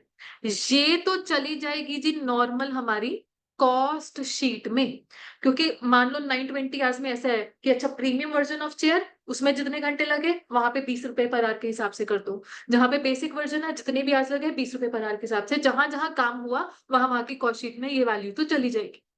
यहाँ पर ये काम हुआ ही नहीं 30 घंटे, बट हमको नुकसान तो मानना ही है, अब नॉर्मल है नुकसान तो मानना है, वैल्यू तो निकालनी है 600। बट ये वैल्यू हम कहाँ लेकर जाएंगे बच्चे? सभी ने कॉस्टिंग पढ़ी हुई है इसलिए बता रहे हैं, कॉस्टिंग P&L। अब ऐसा होता है जैसे हम फाइनेंशियल अकाउंटिंग में भी एक P&L बनाते हैं, कॉस्ट अकाउंटिंग में भी एक P&L अकाउंट बनता है जिसको हम बोलते हैं कॉस्टिंग P&L।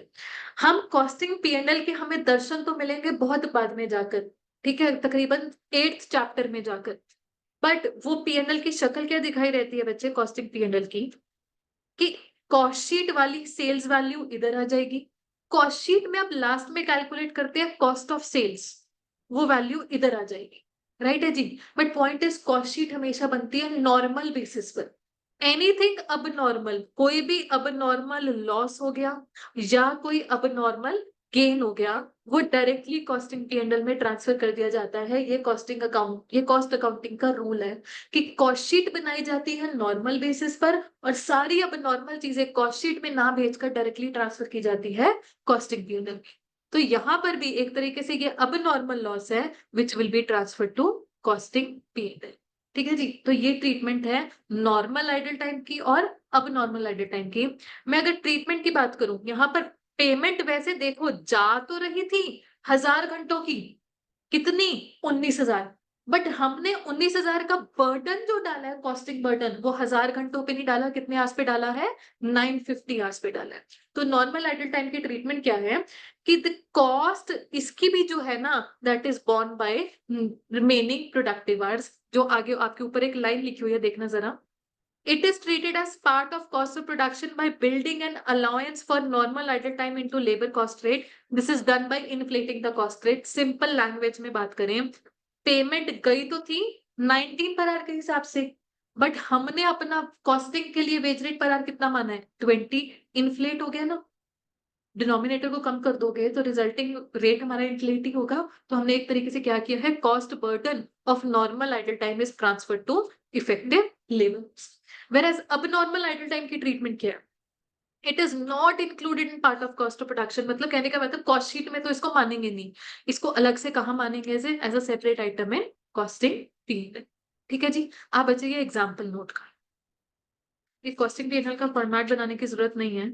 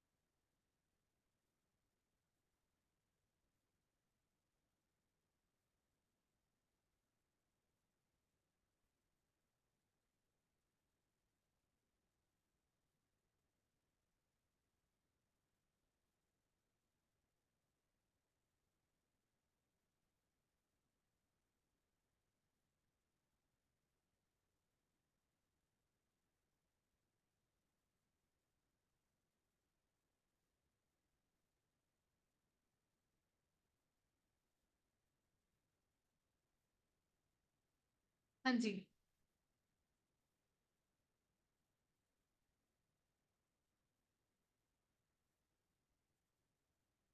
एग्जाम्पल नोट हो गया बच्चे। ये ना हमारा एक्चुअली रियल लाइफ में भी बात है कि हम कभी भी नॉर्मल लॉसेस के लिए वैसे कभी दुख नहीं मनाते, और अबनॉर्मल लॉसेस का बहुत ज्यादा रोना रोते ही रहे। मैं आपको अगर इन जनरल अपने घर की बात बताऊं, it is a true story. मेरे घर में मेरे गांव से ना प्याज खरीद कर ले आते हैं, प्याज और आलू, और भर भर के, मतलब एक टाइम पर लेटर से अगर पूरी जॉइंट फैमिली है तो मे बी वो मिनिमम 3-4 क्विंटल ऑफ प्याज तो खरीद ही लेगी। 3-4 क्विंटल मतलब कितना, एक क्विंटल में कितने केजी होते हैं, 1000, 100 होते हैं, एक टन में 1000 होते हैं। Quintal, Quint means 100 only, quintal में 100 होते हैं, टन थोड़ी ना, इतना भी प्याज नहीं खाते हैं यार, टन लेके बैठ जाएंगे। तो मान लो मेरे, सिर्फ मेरी अपनी फैमिली में मान लो 100 kg अनियन आ भी गया हो, और बड़े सस्ते रेट पर लिया जाता है, मतलब पर केजी बेरली इनको, मुझे नहीं पता आज की डेट में बाहर प्याज का क्या रेट है, क्या रेट है किसको मालूम है, बट बहुत सस्ता पड़ता है, नॉट इवन 10, मतलब लेटर से 8 पर केजी पड़ता होगा, वे बहुत कम पड़ती है उनको कॉस्ट। ठीक है, बट हम मान के चलते हैं कि ये 100 kg कंज्यूम करते करते बहुत महीने भी निकल जाएंगे, ऑब्वियस सी बात है। और जब तक वो एंड का टाइम आएगा, जो नीचे नीचे छोटा छोटा प्याज है वो सड़ गल जाएगा, हम मान के चलते हैं। तो हम ऑलरेडी मानकर चल रहे हैं कि हमारा 10% तो नहीं हमारा काम में आता। तो हम अल्टीमेटली काम में किसको मान के चलते हैं, अगर मैं इसका 10% हटा दूं, हम अपनी मान के चलते हैं कि कंजम्पशन मेरी 90 kg का, तो अच्छा चीज निकल ही आएगी। राइट है जी। तो एक तरीके से मैं ये भी नहीं बोलूंगी कि मैंने अगर 800 रुपए खर्चे हैं, ये 800 रुपए आई है, 800 रुपए आई है, 800 रुपए खर्चे हैं, तो हम ये नहीं कहते हैं कि मेरे को प्याज जो है पर केजी 8 का पड़ रहा है, मेरे को प्याज पर केजी 8 का नहीं पड़ रहा, थोड़ा सा 8 से ज्यादा का ही पड़ रहा होगा, वट एवर इट इज। ठीक है। बट एक बार की बात है, एक साल ऐसा हुआ था कि हमारा बाहर कोई कोई ऐसे स्टोरेज स्पेस नहीं थी, ओपन में पड़ा था, and due to excessive rain हम घर पे भी नहीं थे, तो बेसिकली वो प्याज काफी ज्यादा खराब हो गया, उसमें पानी वानी पड़ गया, तो बहुत ज्यादा खराब हो गया था। ठीक है। ये रेट आपका कितना आ रहा है, एक बार फटाफट से बताना, कैलकुलेट से। 8.8. 8.8 अप्रोक्स 9 कह लो, 9। ठीक है ना। तो जब मेरा वो प्याज सड़ गया और उस टाइम पर जितना पड़ा था वो 30 kg रह गया था, और सारा का सारा दैट वाज डिस्ट्रॉइंग, मतलब मैं 60 kg ऑलरेडी कंज्यूम कर चुकी थी, 30 kg वाज डिस्ट्रॉइंग। और वो डिस्ट्रक्शन का कारण सिर्फ एक लापरवाही थी, वो सिर्फ मेरी थी। वो मेरी ये थी कि मेरी रिस्पॉन्सिबिलिटी थी कि जब घर लॉक करके जा रहे हो तो पीछे से प्याज को देख कर जाओ, कि एटलीस्ट उसको कवर करके लेकर जाओ। That was my responsibility, that 30 kg was lost. अब पेरेंट्स बीइंग पेरेंट्स वो ये तो बोलेंगे नहीं बेटा कोई बात नहीं, नुकसान है, क्या छोड़ क्या गिनाना है तेरे को। वो क्या बोलेंगे, बेटे तेरी वजह से हमें नुकसान हो गया 270 रुपए का। क्या वो इस नुकसान को गिर रहे थे? वो तो पहले से पता था होना ही होना है। बट जो गलती की वजह से हुआ है उसका रोना रोएंगे, और क्वांटिफाई भी करेंगे, रुपी वैल्यू भी निकालेंगे, गिनाएंगे, तेरी वजह से 270 रुपए का हमारा नुकसान हो गया। ठीक है, तेरी लापरवाही की वजह से। तो ये आम लाइफ का भी रोना धोना है ही है। हम नॉर्मल चीजों को लेकर कभी भी रुपी वैल्यू या इन जनरल हम गम नहीं मनाते हैं, हम अब नॉर्मल चीजों को लेकर हमेशा गम मनाएंगे कि ये तो हमारा नुकसान हो गया, और नुकसान हो गया है बहुत नहीं होता, रुपी वैल्यू निकालकर जताया जाता है इतने का नुकसान। बात समझ में आ रही है? This goes with real life also, and this goes with every concept of this subject cost accounting में। जहां जहां भी आपके पास शॉर्टेजेस वर्ड आ जाए, लॉसेस वर्ड आ जाए, लेबर चैप्टर में आइडल टाइम वर्ड आ गया, हमेशा ये होगा नॉर्मल लॉसेस को लेकर कोई इसका कॉस्ट बर्डन नहीं निकाला जाता, अब नॉर्मल लॉसेस का निकाला जाता है, just like you would do for a good are. इसको हम गुड वर्किंग आर बोल देंगे। गुड वर्किंग आर के लिए अगर 20 पर आर था, तो एक अब नॉर्मल आइडल टाइम के लिए भी 20 पर आर के हिसाब से हम वो एक नुकसान की वैल्यू निकालेंगे। इट इज जस्ट दैट वो वैल्यू कहाँ जाएगी, कॉस्टिंग पीरियड में। बात समझ में आ गया जी? ठीक है बच्चे, हम बिल्कुल 2-3 मिनट के लिए रुक रहे हैं, और उसके बाद we will start with questions related to this concept. आप लोगों को वैसे भी आदत नहीं है इतना लंबा बैठने की, आदत है आपको है? ठीक है, एक ही सब्जेक्ट के लिए वो भी 2 आवर्स क्लास है आज ना कॉस्टिंग की, तो थोड़ा सा रुक जाते हैं अभी 2-3 मिनट के लिए।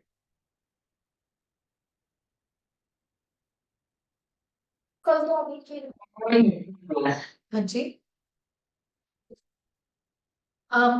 जिस दिन एक ही क्लास है तो priority will be given to cost account, ऐसा है। चलिए जी। Now we have few questions related to concept of normal idle time and abnormal idle time and normal idle time. One of that is going to be question number 4, बच्चे please come to question number 4. Question number 4.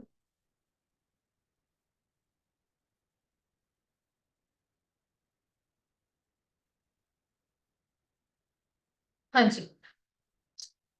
In a factory working 6 days in a week and 8 hours each day, a worker is paid at the rate of 100 per day basic plus DA at the rate 120% of basic. He is allowed to take 30 minutes off during his hours shift for meals break and a 10 minutes recess for rest. During a week, his card showed that his time was chargeable to job X, job Y, job Z. इनके hours आपको दे दिए. The time not booked was wasted while waiting for a job. ये question की तरफ से hint मिल रहा है कि कुछ टाइम ऐसा था जो कि टाइप शीट पे जाना चाहिए था, बुक होना चाहिए था, बट काम हो नहीं पाया क्योंकि काम करने को कुछ था ही नहीं. तो बेसिकली ये कौन सा टाइम है? अब normal idle time. In cost accounting, how would you allocate the wages of the workers for the week? अब अच्छा स्टार्टिंग से देखो आपके पास इंफॉर्मेशन क्या है कि एक वीक में 6 डेज है, 8 आवर्स है, वर्कर को पेमेंट दी जा रही है बेसिक और डीए, और आपके पास कुछ नॉर्मल आइडल टाइम बता रहे हैं 30 मिनट्स और 10 मिनट्स का मिलाकर 40। तो बेसिकली आपको खर्चा भी गिवन है, आपको नॉर्मल आइडल टाइम भी गिवन है। What can you calculate? Veg rate per our. एक बार वो वेज रेट पर आवर पहले हम कैलकुलेट करते हैं। This is question number 4। Question number 4, पहले आप इफेक्टिव लेबर आवर्स पता करो।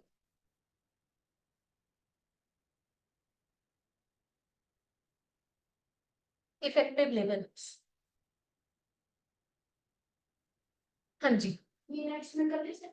मिनट्स में कर ले, बाद में उसको आवर्स पे ले आना, डिवाइड बाय 60 करके, चाहे पहले मिनट्स में कर लो, या आप ऐसे भी कर सकते हो कि देखो एक दिन में 8 आवर्स है, बट इस एक दिन में इनको 30 मिनट का मील्स ब्रेक और 10 मिनट्स का रिसेस, इसको डिवाइड बाय 60 करो, तो ये आ गया आपके number of hours in a day multiplied by 6 days. करके देखो एक बार ये कितना बनता है। whatever your ways, 44 hours, 44 hours।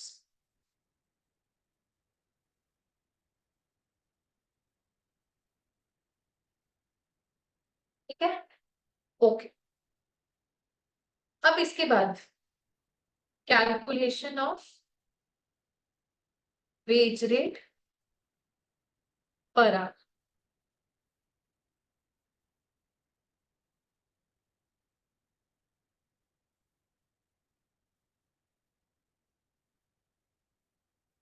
हाँ जी, इन्होंने हमें क्या क्या बताया है। एक तो बेसिक सैलरी, हम काम किस ड्यूरेशन का कर रहे हैं, एक वीक का, उस वीक में 6 डेज है। Basic salary ₹600, TA 120% of basic, यानी कि 720। और कोई खर्चा है ही नहीं जी। आपका आ गया gross normal time wages,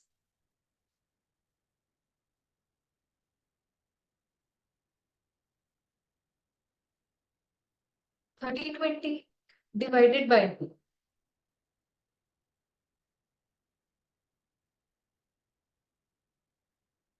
effective labour hours 44। आपके पास वेज रेट पर आवर आ रहा है ₹30 per hour.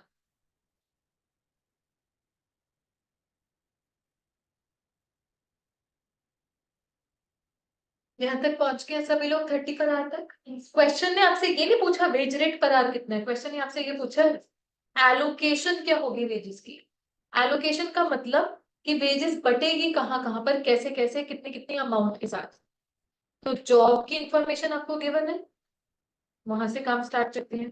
Allocation of wages, हमने यहाँ पर लिखा पर्टिकुलर्स, हमने यहाँ पर लिखा आवर्स, और हमने यहाँ पर लिखा वेजेस एलोकेटेड इन रुपी वैल्यू। देखिएगा, जॉब एक्स, हाँ जी, जॉब एक्स में हमारे पास कितने आवर्स हैं, 15। तो जॉब एक्स को कट जाएगी कितनी wages, 450। Job Y 12 hours 360। Job Z,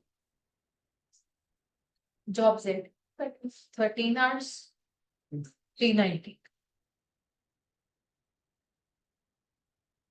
बच्चे काम अभी कंप्लीट नहीं हुआ है, 4 आवर्स अभी रहते हैं। देखो क्वेश्चन एक तो हिंट दिया हुआ था कि अब नॉर्मल आइडल टाइम है। क्वेश्चन अगर हिंट ना भी दे, आपको पता चल जाना चाहिए अब नॉर्मल आइडल टाइम है, बिकॉज वैसे हमारे पास प्रोडक्टिविटी कितने आवर्स की आनी चाहिए थे, ऊपर ही 44। और इन तीनों जॉब के जब आप आवर्स एड अप करते हो तो दैट लीड्स टू 40। तो पता चल रहा है 4 आवर्स का हमारा है अब नॉर्मल आइडल टाइम। और अब नॉर्मल आइडल टाइम की ट्रीटमेंट क्या रहती है कि वही जो वेज रेट पर आप जो कि नॉर्मली आप जॉब्स में भेज रहे हो, वही यहाँ पर भी भेज दो। कितनी रुपी वैल्यू आ गई, 120। और आप इस 120 के ब्रैकेट में जरूर लिखेंगे कि ये कहाँ जाएगा, कॉस्टिंग P&L।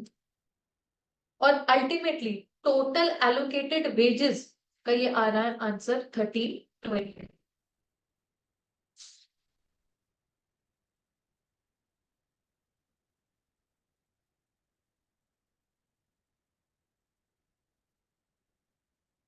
ठीक है जी, टोटल एलोकेटेड वेजेस का आंसर आ रहा है 1320। ये कंफर्म भी हो जाना चाहिए कि whatever are the wages paid, those are the wages allocated. हमने वेजेस पे अगर की है, खर्चा किया 1320 का, तो पर जगह जगह बढ़नी भी चाहिए 1320। ऐसे जो आपने एग्जाम्पल लिखा है बुक में, वहां पर हमने वेजेस टोटल पे करी थी 19,000 और बटी भी 19,000 है। 18,400 आपकी कॉस्ट शीट में जा रही थी, 600 कॉस्टिंग पी&एल में जा रही थी। तो वह इंश्योर करना है whatever the wages paid that needs to be allocated। बात समझ में आ रही है जी? बहुत बढ़िया। चलिए, मुझे question number 7, take a reading of it, और एग्जीक्यूशन भी आपकी, रीडिंग आपकी, एग्जीक्यूशन आपकी, करके दिखाना जरा।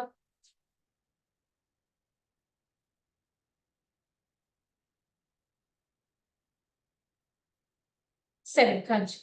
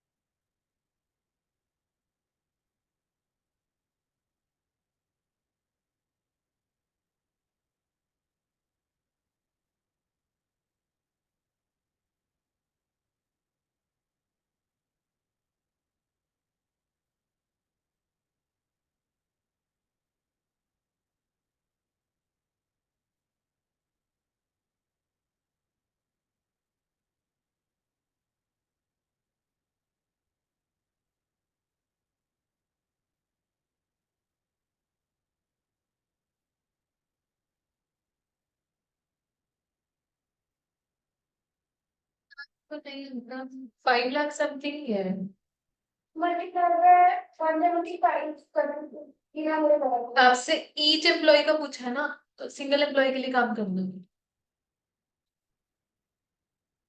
है। 5 लाख समथिंग है, 507780। सोल्यूशन में लिखने जा रही हूँ उस लिंक पर।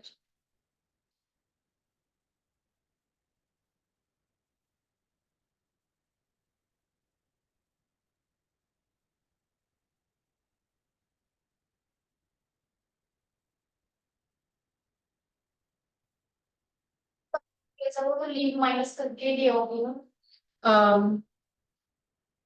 वर्किंग डेज, देखो दो अजम्पशन है यहाँ पे शालिनी। आप इसे मान सकते हो कि ओवरऑल वर्किंग डेज है 310 के, फैक्ट्रीज ऑपरेशनल फॉर 310 डेज।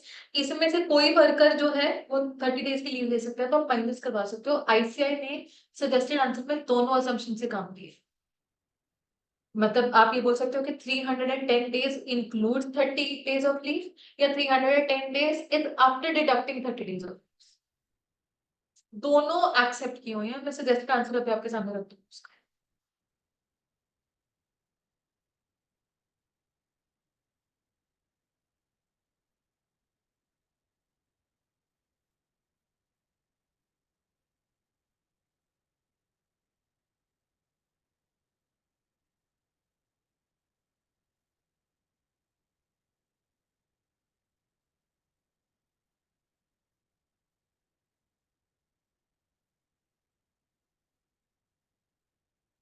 उसके बाद 500 डिवाइड बाय 12 हाँ जी,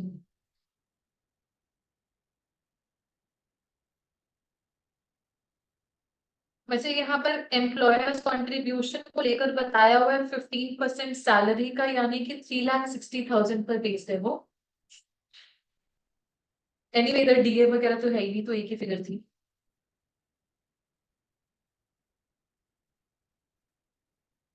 ध्यान रखना, एम्प्लॉइज वेलफेयर एक्टिविटी कॉस्ट जो आपको गिवन है that is for all employees. हमको ईच एम्प्लॉय का काम करना है तो 175 से डिवाइड करना है यार। 7,780. जी, 507,780 is the answer of first requirement. यहाँ तक देखिए सभी लोग पहुंच पा रहे हैं 507,780। किसी को कोई डाउट है, परेशानी है, बता सकते हैं। हो गया जी। नेक्स्ट रिक्वायरमेंट आंसर कीजिए, wage rate per hour, employee cost per hour, वही gross normal time wages divided by effective 211।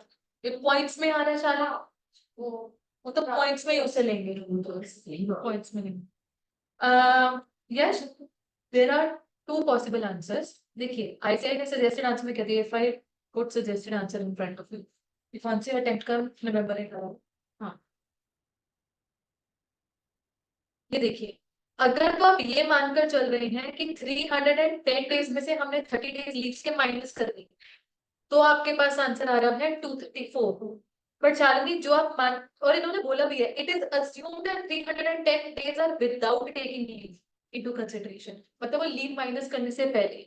But अगर हम ऑल्टरनेटिव काम करें कि assuming that those 310 days are calculated after deducting leave already, इसमें से 30 दोबारा से माइनस करने की जरूरत नहीं है, पहले से 30 माइनस है, तो आपके पास 210.70 आंसर होता है। आई वुड एनकरेज ये वाला सोल्यूशन, द रीजन बीइंग कि फैक्ट्री के अगर वर्किंग डेज है 310, उसमें से कोई एम्प्लॉय किसी 30 दिन पर लीव लेगा, कोई एम्प्लॉय किसी 30 दिन पर लीव लेगा, तो यूजुअली जब एक फैक्ट्री स्टेट करती है we are operational for 310 days, तो वो अपने ओवरऑल वर्किंग डेज मान बताकर चलते कि हमारा ओपन है प्रीमाइसेस 310 डेज के लिए, इसमें से वर्कर अपने हिसाब से 30 दिन की छुट्टी ले सकते हैं, ऐसे ही तो होता है। ठीक है जी, ऐसे करने में तो 13 230 वो कैसे जो 310 से 30 माइनस करवा के कह रहे हो आप? 270 था। ऊपर चेक हो रहा है ना. हाँ जी मैम, वो मैंने चेक कर लिया। तो बोल दिया मैंने। देखिए आपके पास टोटल डेज है 310, इसमें से लीव डेज माइनस करेंगे 30, तो आपके पास वर्किंग डेज कितने आ गए? वर्किंग डेज 280 टू, और आवर्स पर डे आपके पास कितने हैं? 8, तो ये आपके पास कितना आया? 2240। इसमें से एक नॉर्मल आइडल टाइम 70 का भी माइनस होगा, तो आपके पास इफेक्टिव लेबर आज आ रहे हैं 217। ठीक है जी, 2170 को डिनोमिनेटर में रखे, न्यूमरेटर में रखोगे 507780, तो आपके पास वेज रेट का आंसर आ रहा है 234। यहाँ तक पहुंच गए सभी लोग। और third requirement, cost of abnormal idle time पर एम्प्लॉय। 11,700 और वैसे करके तो 10,500। हाँ, एक ही आंसर बताओगे, cost of abnormal idle time. कितने आवर्स का अबनॉर्मल आइडल टाइम है? 50 आवर्स का, और इसको हम normal veg rate per our के हिसाब से ही वैल्यू करते हैं। दिस 11,700 जो ये वैल्यू है, this will be transfer to cost.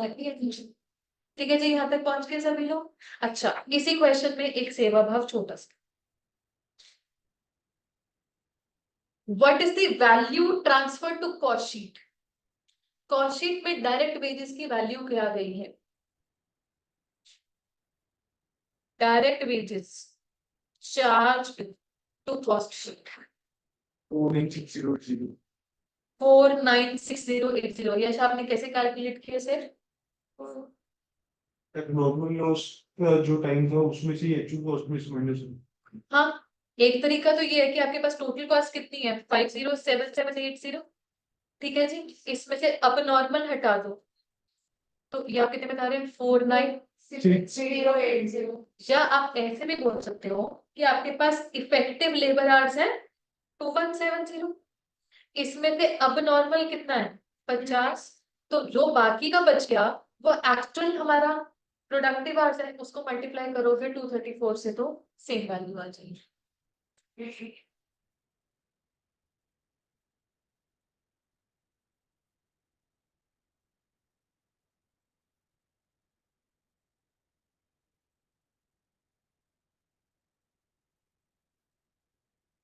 Done हो गया जी। चलो एक last very minor step, I would say very minor discussion, कि जैसे आपको आज स्टार्टिंग में बताया था एक कॉन्सेप्ट होता है सैलरी को लेकर कॉस्ट टू कंपनी, दूसरा होता है कैश इन हैंड। तो how to arrive at that cash in hand, कि वर्कर के हाथ में पेमेंट कितनी जाएगी, कितनी उसको पेमेंट प्रोसेस करनी है, बैंक अकाउंट में ट्रांसफर करनी है, वो हमको सीखना है कैलकुलेट कर। एक बारी सेकंड पॉइंट में हाँ जी अभिनव बताइए। एम्प्लॉय कॉस्ट पर आर, देखिए क्वेश्चन आपको बता रहा है वर्किंग डेज है 310, इसमें से आप लीव डेज माइनस करोगे क्योंकि ये लीव भी तो अलाउड लीव भी तो नॉर्मल एट टाइम होती है। तो आपके पास बाकी के रिमेनिंग इफेक्टिव डेज है 280, उसको आवर्स में कन्वर्ट किया तो ये आपके पास आ गए वर्किंग आवर्स जी। एक और तरीके का नॉर्मल एट टाइम भी आपको गिवन है, बेसिकली नॉर्मल एट टाइम दो बार ही है यहाँ पर, तो ये आपके पास आ गए इफेक्टिव लेबर आवर्स। बताइए एग्जैक्टली इसमें क्या दिक्कत आ रही है अभिनव, इफ पॉसिबल आप अनम्यूट कर सकते हैं अपने आप को।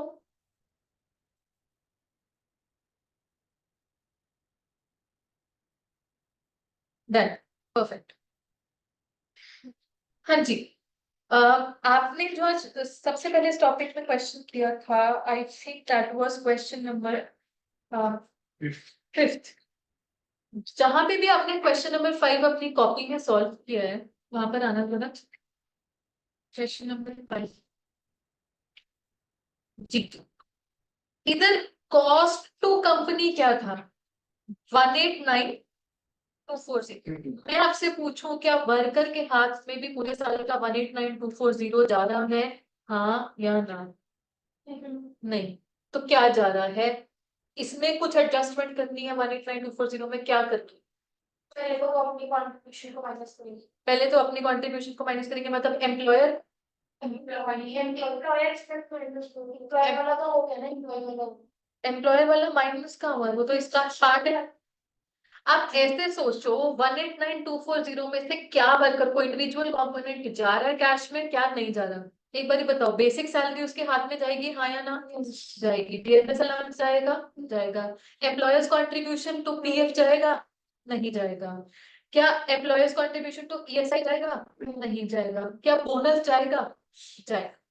ठीक है जी, तो हम ये बोल सकते हैं 189240 में से आप माइनस करवा दो एम्प्लॉयर्स कंट्रीब्यूशन। वो इस केस में क्या बनती है, एक तो बनती है 14400 पीएफ की, और ईएसआई की कितनी बनती है हमारे पास 6840, ये माइनस हो जाना चाहिए। whatever the remaining amount is, remaining amount बच्चे मुझे 1,68,000। क्या ये पकड़ा दे कैश उसको? क्यों नहीं?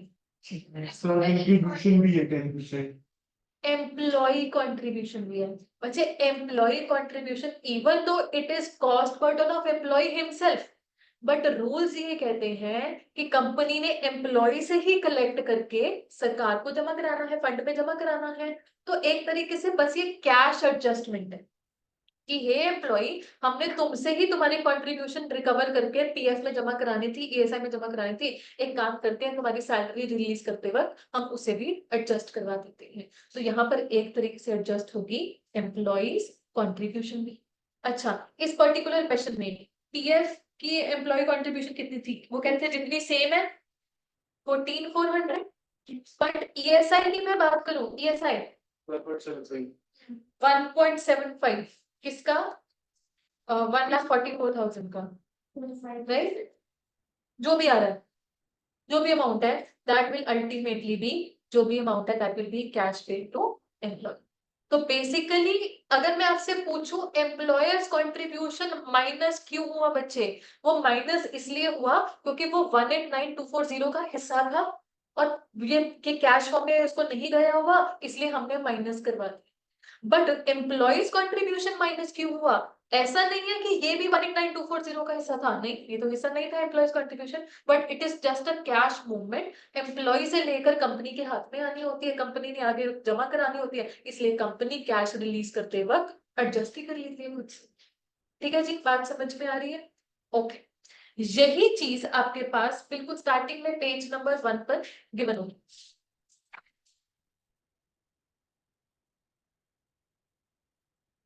हाँ जी, पेज नंबर 1 पर calculation of net cash payable to workers या net earnings of the workers. देखो बच्चे, ग्रॉस लेबर कॉस्ट है, ग्रॉस लेबर कॉस्ट मतलब वो लेबर कॉस्ट जिसमें ओवर टाइम भी इंक्लूडेड है। ग्रॉस लेबर कॉस्ट क्या होगी, normal time wages plus overtime. After overtime भी तो कैश फॉर्म में जा रहा है, तो we will pick with gross labour cost. इस पूरी स्टेटमेंट में क्या क्या नॉन कैश था, एम्प्लॉयर्स कॉन्ट्रीब्यूशन, तो हमने क्या करना है, एम्प्लॉयर्स कंट्रीब्यूशन लेस करवानी। अब ये तो हमने लेस करवानी है क्योंकि it was a part of gross labour cost, but वैसे हमको और भी अलग कैश एडजस्टमेंट करानी होती है। क्या क्या, एक तो एम्प्लॉइज कंट्रीब्यूशन, एक टीडीएस भी तो माइनस करते हैं। After all TDS, tax deducted source, income tax किसका बनता है, वर्कर का, बट अब अल्टीमेटली कंपनी का फर्ज है कि आपको उससे ही रिकवर करके सरकार को जमा कराना है, तो वो भी एक कैश एडजस्टमेंट है, वो माइनस हो जाएगी। परक्विजिट्स भी तो है एक और चीज जो कि उस स्टेटमेंट का तो हिस्सा है, बट अल्टीमेटली ये भी नॉन कैश बेनिफिट ये बाय डेफिनेशन है, तो ये भी माइनस होगा ही होगा। पॉइंट इज कि इस चैप्टर में जो क्वेश्चन आता है ना, मेनली उसमें परक्विजिट नहीं होता या टीडीएस नहीं होता, उसमें फिर सिर्फ ये एम्प्लॉयर कंट्रीब्यूशन या एम्प्लॉय कंट्रीब्यूशन दिखाई देगा। तो आपको वो पता होना चाहिए why employer contribution is deducted, क्योंकि वो वैसे ग्रॉस लेबर कॉस्ट का हिस्सा है। Why employee contribution is deducted, ऐसा नहीं है कि वो ग्रॉस लेबर कॉस्ट का हिस्सा है, it is just a cash adjust. एक और कैश एडजस्टमेंट हो सकती है कि लेटर से किसी एम्प्लॉय ने पहले एडवांस सैलरी ली हुई थी या कोई लोन लिया हुआ है कंपनी से, तो उसकी इंस्टॉलमेंट एडजस्ट हो रही है या जो भी है वो एडजस्टमेंट टुवर्ड्स एडवांस सैलरी, तो ये सब एडजस्ट करके आपके पास आ जाता है net cash payable to workers. बच्चे आपने होमवर्क में एक ये एग्जांपल यही इसी स्पेस में सॉल्व कर लेना। Maybe you can divide the space into two vertical sections, क्योंकि रिक्वायरमेंट दो पूछी जा रही है। Calculate gross labour cost incurred by employer and net cash payable to employee. Simple language में बात करो, calculate cost to company as well as cash in hand to the work. ठीक है जी, ये होमवर्क में सॉल्व करके लाइएगा। और एक और होमवर्क मैं आपको ऑलरेडी दे चुकी हूँ, क्वेश्चन नंबर 6 है। ठीक है जी, ये आपका आज का होमवर्क।